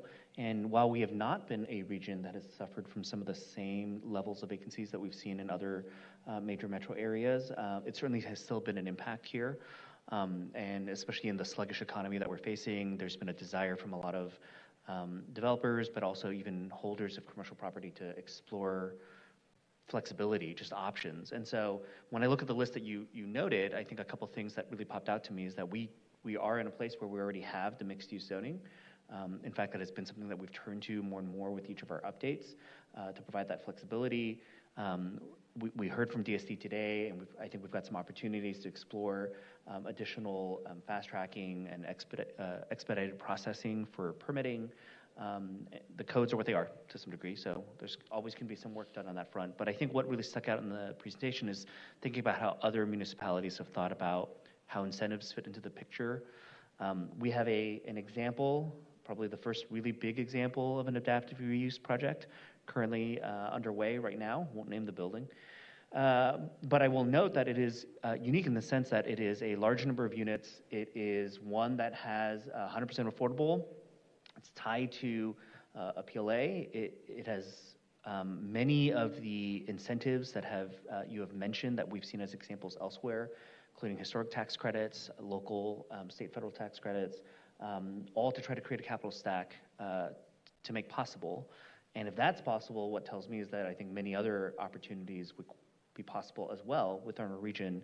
And I would agree with Councilmember Elo Rivera that we've got a number of stakeholders that we can really engage here.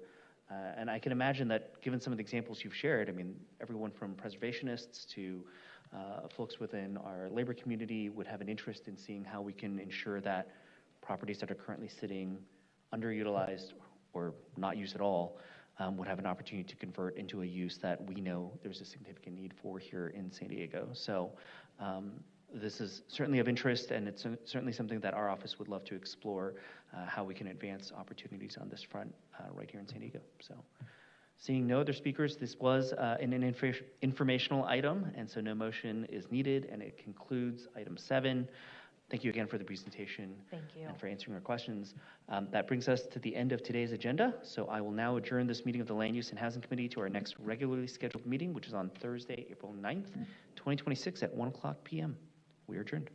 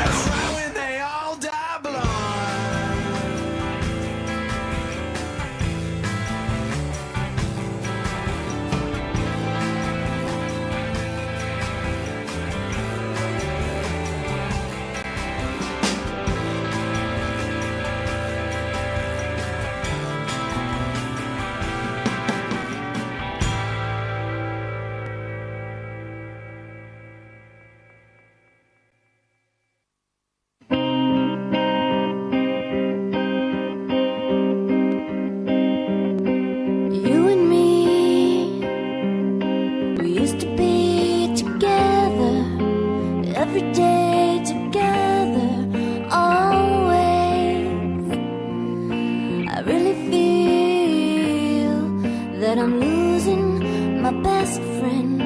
I can't believe this could be the end. It looks as though you're letting go, and if it's real, well, I don't want to know. Don't speak to know just what you said, so please stop explaining. Don't tell me 'cause it hurts. Don't speak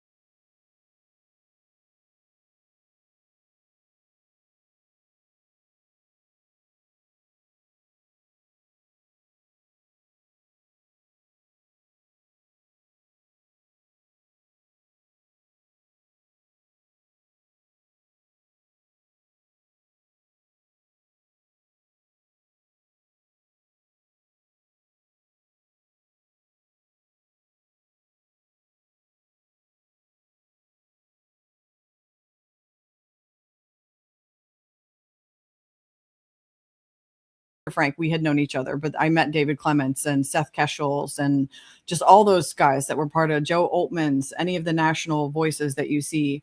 And so, yes, I have collaborated. We brought Professor Clements to Pittsburgh a few years ago and did his movie, Let My People Go, which is an excellent documentary he put together. And Dr. Frank and I have worked closely on different initiatives over the years, multiple times, just trying different things at the local level, different strategies, different game plans.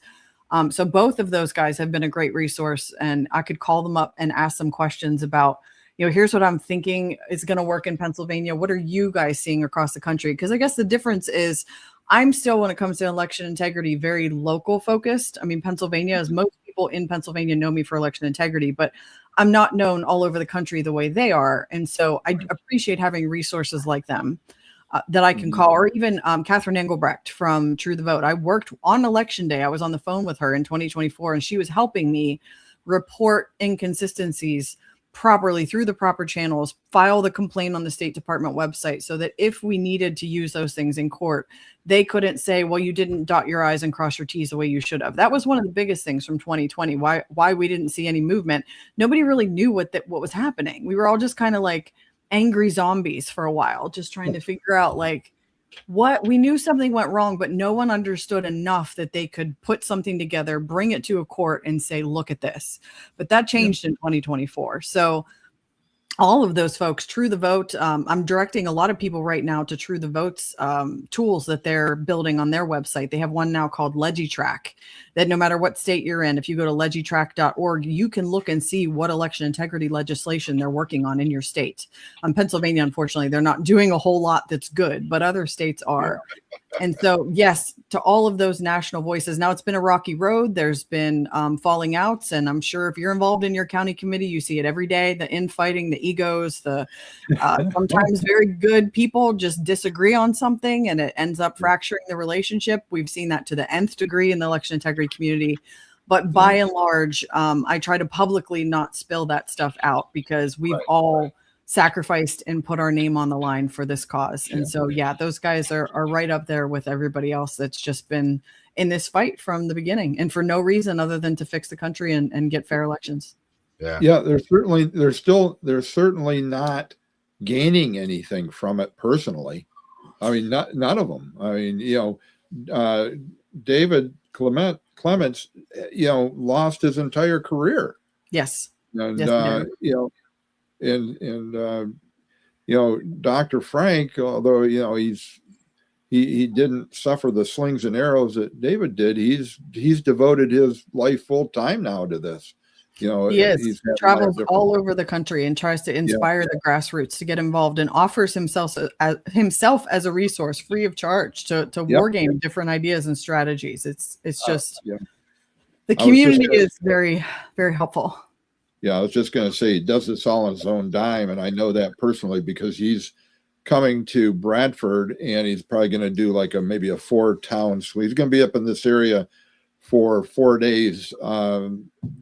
Wednesday is the 25th. That's about when he's going to get into Bradford, I think, and then he's going to work some schedule around that. So March 25th, he'll be in Bradford, and then areas around here too, just to talk about what he's doing and the proof that he's that he has uncovered in his in the work that he's been doing. So yeah, I'm excited about getting him up here. And all these people are excellent people. So I would caution the audience, as this is something I've learned. Nobody's got the silver bullet. No one has this figured out. That's kind of the problem. And you have to find the balance between bringing people like Dr. Frank in and learning from them and getting something you can actually use and not looking at them as not idols. Idol's not the right word, but the silver bullet to this is it. Right. This is how we're going to fix everything. Because we don't know. That's why why is the Epstein list? Why isn't anybody in jail? Because we're all still trying to figure out how the frick to hold these people accountable. That's why it's important, I think, Tony, to be, you don't just jump on the Dr. Frank bandwagon. You just don't jump on Unite for Freedom. You don't, or in other words, you use all of these resources and glean off them what you can or what works or what information you need, and then move forward with that. And that gives you a balance, like you were saying, to your point. That's a more balanced approach to it. Yep, 100%. And you got to find that common ground and stop the division, because that's a big issue that's been for years with the Republican Party. Is they can't find that common ground. They just want to fight about every little tedious little thing. Yep. And I think that's just people in general. I think that's my opinion. This is a new season for me in that I'm teaching. My oldest daughter's in 9th grade. She's in kind of a hybrid co-op homeschool situation where I was asked to teach a group of 10th graders Algebra 2 this year. And so you ask, why do I post so much? Because I have so many different life experiences. I'm always trying to like share it with other people and help them. But this has been an eye-opener for me, because now I'm working with 15, 16-year-olds teaching them math. And I'm seeing the same patterns of human behavior in my math class that I see in my local Republican, whatever, my local election. It's the same sin nature. It's the same. We're all selfish. We all want to be heard. We all think we're right all the time. And it's just those basic skills of understanding how to work with people that I think could be a game changer if we could get the MAGA, whatever you call it, conservative MAGA political movement to understand that you've got to learn some basic people skills and leadership skills, or we're never going to solve this problem of infighting and fractures. And you're never going to solve it completely because it's human nature. But I was on the phone yesterday telling somebody, I used to wonder, how the heck did Alexander Hamilton get shot by Aaron Burr, a guy that he fought shoulder to shoulder with in the American Revolution, go up against the largest military power on the planet and win. And a handful of years later, the guy shoots him dead. And now I understand how that happens. So because you get in the trenches with people, and you might be on each other's side for one thing, but things happen and things change. And it's ever so clear who were the other two that end up enemies for a while and reconcile? John Adams and Thomas Jefferson. I think didn't speak for over a decade at one point, and yet they were, connected at the hip for a while, fighting together. And we're watching. I feel like since 2020, at least I have watched a modern day version of that play out right in front of my eyes. It's funny. We got a lot in common. My wife homeschooled all my kids too, and we were a part of a huge co-op, just like you are. We are. Do the same thing. It's pretty cool. That's pretty cool. A lot of common. That's pretty cool. Yes, I'll have to connect after this. I don't know how we haven't crossed paths before. My wife's connected to a ton of people who homeschool. I'm surprised. Yeah. Awesome. Well, we are a couple 100 miles away, so that's probably why. Yeah. So speaking of teaching and all of that, and I know when we first connected, and I asked you to be on the podcast, I know you wanted to talk about Patriot Academy a little bit. And so, and since you are a coach, and Tanya is a coach too, as a matter of fact, she put a comment on here. She says, I'm a coach. And so Tanya is listening too. Tell us a little bit about your experience with the Patriot Academy. I put up on the screen while you were talking about it, just you were listed in there as a coach on the page. Tell us a little bit about it and why people would want to be interested in it, and what it's done for you and all of that. Yeah, Patriot Academy. I'm so thankful for them. First of all, I'm on staff, so that's why I'm on their website. You see that there as an ambassador. If it was not for them, Rick Green called me in February of 2023, and basically, long story short, asked if he could hire me, because I had at that point put about 3,000 to 4,000 students through Patriot Academy's Constitution classes. And they had gotten an explosion of growth of coaches, which is, Fred, why I'm surprised I hope maybe I would know her if I saw her, but if she's in the circle of coaches, I'm sure I've seen her name somewhere. I'm sure. There was an explosion that when I signed up to coach classes in the fall of 2020, there was maybe 1,000 of us nationwide that were also doing the same thing. Today, there's over 32,000 of us. So there was an explosion of growth happening in terms of people signing up and wanting to share this content in 2021, 2022, 2023. So Rick wanted to hire me on staff to train other people how to do what I did. And my role there has morphed and changed over the seasons and whatnot. But how I feel about them, I would not, Audit the Vote wouldn't exist without Patriot Academy. And the programs and the educational material that they're putting together, not only, I believe, are the best tool that average everyday person can use to make an impact in their community. What Rick's doing on the campus in Fredericksburg, Texas is nothing short of phenomenal. He's building a a campus that right now probably the hottest thing is what's called the Patriot Institute. It's a 9-month program that students can go to when they graduate high school, not sure what they want to do. Should they go to college? Shouldn't they? They can go spend 9 months with the Patriot Institute staff, Rick Green, his sons, his kids, his family. Chris Dunham is the dean of the Patriot Institute. And they get taught apologetics, and they get taught real history, and they learn leadership principles and communication skills, and really immersed in a system to help them find their purpose. So that if they end up needing, we're not telling people, I don't tell my kids, although I am half-heartedly hoping they don't want to go to college for a multitude of reasons. But if I'm not telling them they can't go, but I'm encouraging them, my husband and I both, to seek God first, and that he has a purpose and a plan for your life. And if that purpose and plan is, a doctor, lawyer, engineer, you're probably going to have to go to college to get a degree to do that. I don't want someone operating on me that hasn't been to med school. Although we could argue what med school, because our med schools are woke and wanting to, mutilate children. That's a separate topic probably for another day.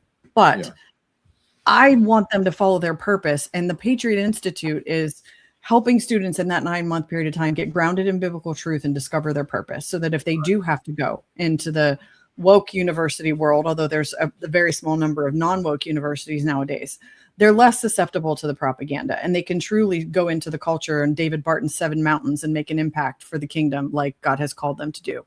Right. That's just one.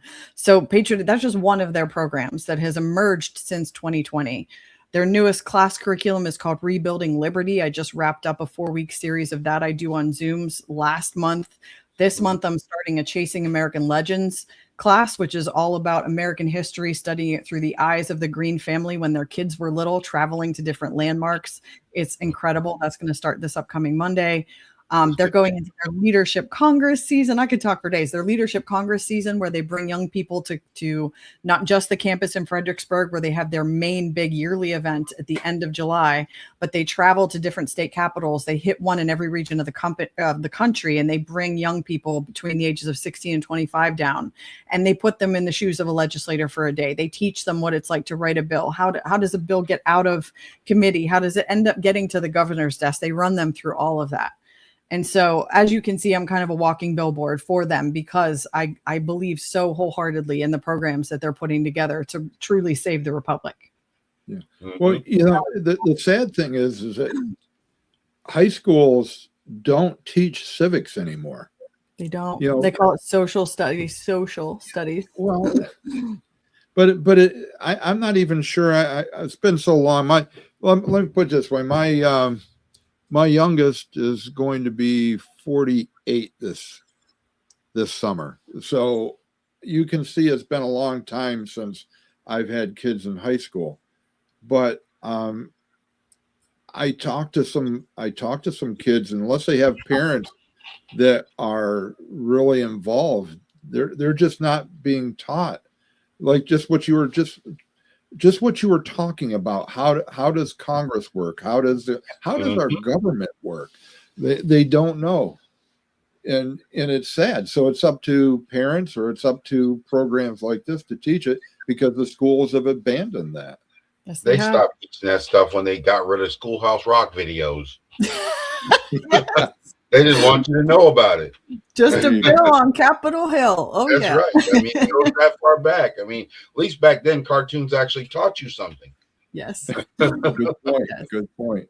At the risk of sounding like a conspiracy theorist, it feels like it's by design that they did that. Exactly. I agree with you 100%. I do.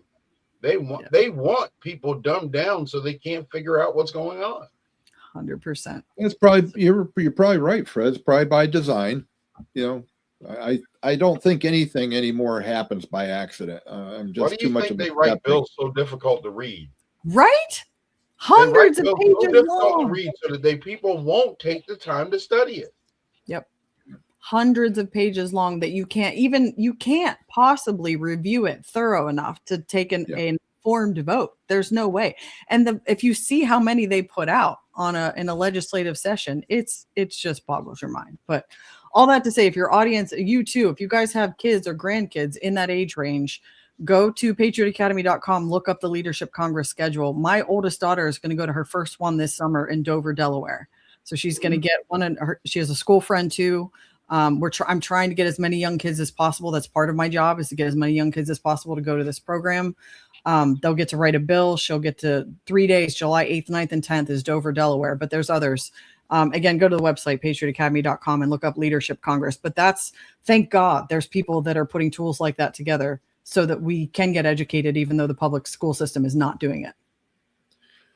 Let me ask you a question about Patriot Academy and their programs and all of that, since you are on their staff and part of your job is promoting this. So I know Tanya has coached a couple classes here. It's not real easy to get people interested in that. How do you promote it to get people from, from a small, maybe a slighter, or you're talking to them and yeah, that sounds interesting too. Yeah, I'm willing to devote, 8, 10, 12 weeks to learning this stuff. How do you promote that? I like to ask questions. I'm always asking questions myself. And so when I'm having conversations with people, whether it's on social media or it's in person, I just like asking them, hey, what do you think about what's going on in the world today? It's kind of crazy. We're seeing, at least on social media, a lot of people supposedly not supporting President Trump anymore. Not really feeling that on the ground. Yes, there's people that are not happy with everything he's doing. We're never going to be 100% happy with, regardless of who we pick, if they end up getting elected or not. I think it's important for us to have those tough conversations and ask questions from people that are on the other side of the aisle. And that's typically how I draw people in. I like asking them or letting them know there's 2 statistics that I think are really simple to remember that you can share with anybody. I've done this with Uber drivers. I've done this with anybody in my sphere of influence. That 70% of Americans can't name the 3 branches of government. That's 100% truth. And 80% can't name more than one of the 5 freedoms in the First Amendment. So if you get a conversation going around that, then you just simply ask them, can you name them? And when they realize they can't, then it's just a bridge of, well, let me tell you about this class I'm hosting. And here's how you can get involved if you want to. Your own personal, I would say if she hasn't, it sounds like she's already done classes and been successful at it, but She's had 2. She's had 2. Yeah. That's great. And don't be if there's been 2 people in it, however many people there's been in it, you never know who that other person that you're going to influence or the seeds that you're planting. Duty is ours, results are God's. I hope she's not beating herself up if she didn't have the success that she wanted in terms of people attending and people wanting to do it. Cause you never know. We keep going one day at a time, one 24-hour period of time, one foot in front of the other, and believe that God is going to do the rest. But I would say, her own story, anybody think about their own personal connection with the courses and what they've had and what they've experienced. That's going to influence people far more than anything you could memorize, or even those 2 statistics I threw out. I throw those out because that's what got me interested in the class. I saw Rick Green, David Barton do a commercial, and I don't remember which one of them or both of them threw those stats out. And I was like, that's me. I fall into both of those categories. And I had been reading history books for 6 months. And I still didn't know the 3 branches of government. And so when they said, if you don't know the answers to these questions, you might want to take this class, and boom. So it's not easy, but it's a simple process. And if you can figure out what works for you, I've been on that track ever since, and now hired to do it. Thankfully, I know I started to tell you that about being on staff. I would not have been able to continue my efforts with Audit the Vote, or just in activism in general, if Rick hadn't hired me. Because at that point, I hadn't worked in 2 years. My husband was in transition of his career. So he left corporate America to start a construction company. And while I was running all over the state trying to alert people about the 2020 election being stolen, he was home helping with the kids. So he was like not working a whole lot. So our savings took a hit. And I really needed to do something. And Rick calling me, offering me that job is what allowed me to continue in full-time activism work. So I'm super thankful to Patriot Academy for that. Mm-hmm. Well, I know Patriot Academy has a lot of different programs because I've been on their website. Do you have a recommendation? If I were to come to you and say, Tony, I just don't know where to start. I mean, they got so many things in there. What would you tell them? I would tell them to download the Patriot U app on their phone or mobile device, to go to patriotu.com. It's an app. You can download it, create an account. There are some things behind a paywall, but a lot of stuff is free. So you'll have to put an email address and a password in, but you can access an awful lot of content for free. And then I would scroll down to the courses and just start binge watching the courses like you would a Netflix series. Rebuilding Liberty, I think, pops up first. It's their newest one. Then there's Biblical Citizenship in Modern America. There's Constitution Alive. And it's literally just like Netflix. You just click and the next one will automatically start. You know, that's how they sucker you in, all those like Hulu streaming platforms. You ever notice that? They just automatically, the next one. And so here you are 3 hours later after watching Blue Bloods, or at least maybe that's just me realizing like I just wasted a whole night. And what did I add any value? No. But if you do that, you're going to actually learn something and add some value to your life. That's, I think, the simplest thing. Patriot You, put it on your phone, start binge watching all their curriculum courses. Okay. Yeah. Very similarly, I'm involved with, I'm actually the county lead for the John Birch Society. And they have a lot of courses like that as well. So, I mean, there's so many resources out there, and I'm not trying to compare JBS to Patriot Academy at all. They're just two different. I mean, there's resources that you can use to learn these things. And there's Hillsdale College has free things. You're right. There's tons of stuff. Just do something. I tell people, go do something. Hillsdale is amazing for all the college courses they offer for free. You know, I donate to them, you know, just because they put it out there. I mean, you can get a degree from them too, but you can learn a lot. So the resources are out there. It just takes people to get the initiative and to learn about them, which is why it's important to talk about them on shows like this. So Tanya's in everything. She's even a chapter chair for Moms for Liberty too. My wife, she does that too. So she's involved in that too. So her hands are full. She's got so much going on. So she's doing a little bit of everything, but you know. Tell her I said thank you. Yeah. Well, I'll tell you what, we're coming up almost to the top of the hour, Tony, and I want to give you an opportunity to any last thoughts, anything that that you want to share that we maybe haven't touched on. I think one of my strengths is just encouragement and uplifting. And I see things God has gifted me with I call it the gift of denial. I have a tendency to be able to see the good when nobody else does. And in this particular season of the world, I think that's not really a bad thing, because it's very easy to get discouraged right now and to look and see all the things that even today, what did President Trump, did he fire Kristi Noem or move her into a different department? And the hubbub is, you know, did he fire her? What the heck's going on? It's so easy to just to get lost in the noise. But I think the important thing is to recognize our founders. You study our history and our founding. America did not win their independence and become the nation that it is today overnight. 11 years the founders negotiated with King George before they wrote the Declaration of Independence, which was essentially their death warrant. And they knew what they were signing. They knew they were basically saying to the king, hey, come and take it. Give it your best shot. We're not backing down. And then the Revolutionary War was 8 years, and they lost more battles than they won. And it didn't look good for a good bit of the time.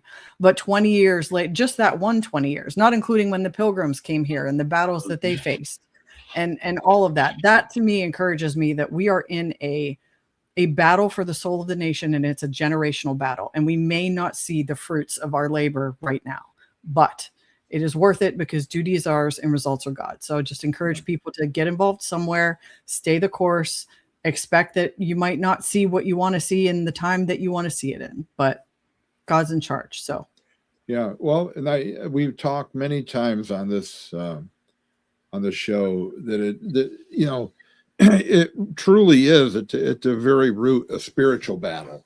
It's you know, it really is.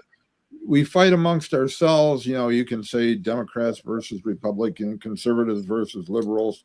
You know, there's a lot of evil in the world that we see, that we don't see even.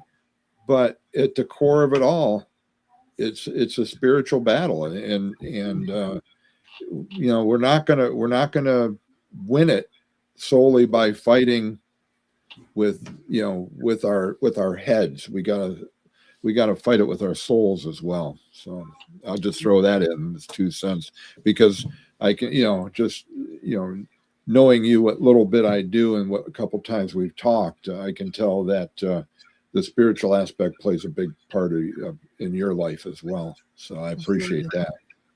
So thank you guys for having me. We'll have to connect. Yeah, we're so glad. Yeah, and I would really like to stay in touch. I've been writing notes all through this thing. I want to get more information, but I'll stay in touch with you via email or whatever. But in any case, I appreciate you coming on the show tonight, Tony. And one of the things we always do is we always close our podcasts in prayer with a word of prayer. Fred is my prayer warrior, and I always turn this part over to him. And Fred, I'm just going to ask you to hold Tony up in prayer and what she's doing and the activities she's involved with as we pray ourselves out of here tonight. All right. Well, Lord, thank you for tonight and for this word and all this information. It's all good, Lord. I just look back at the sayings that people say things get rougher as we get closer to the target. I just pray, Lord, that you would keep us focused and keep us dialed into what we're supposed to do. The closer we get to the target, the tougher it's going to get. But we know in the end, we win. So I ask, Lord, that you would give us wisdom and understanding to overcome any attacks of the enemy and lead us and guide us into the truth. And I always say, separate the darkness from the light and reveal it and help us see the truth from the lie, Lord, in Jesus' name. Amen. Amen. And I'll add to that, pray a hedge of protection around you, Tony, and around your family and around all the activities you're involved in. Absolutely. So God bless you, my friend, and we'll stay in touch. Sounds good. All right. Thanks, Tony. Bye-bye now. Bye. And for everybody else, as we close off, as we always say, be blessed. And be a blessing to others.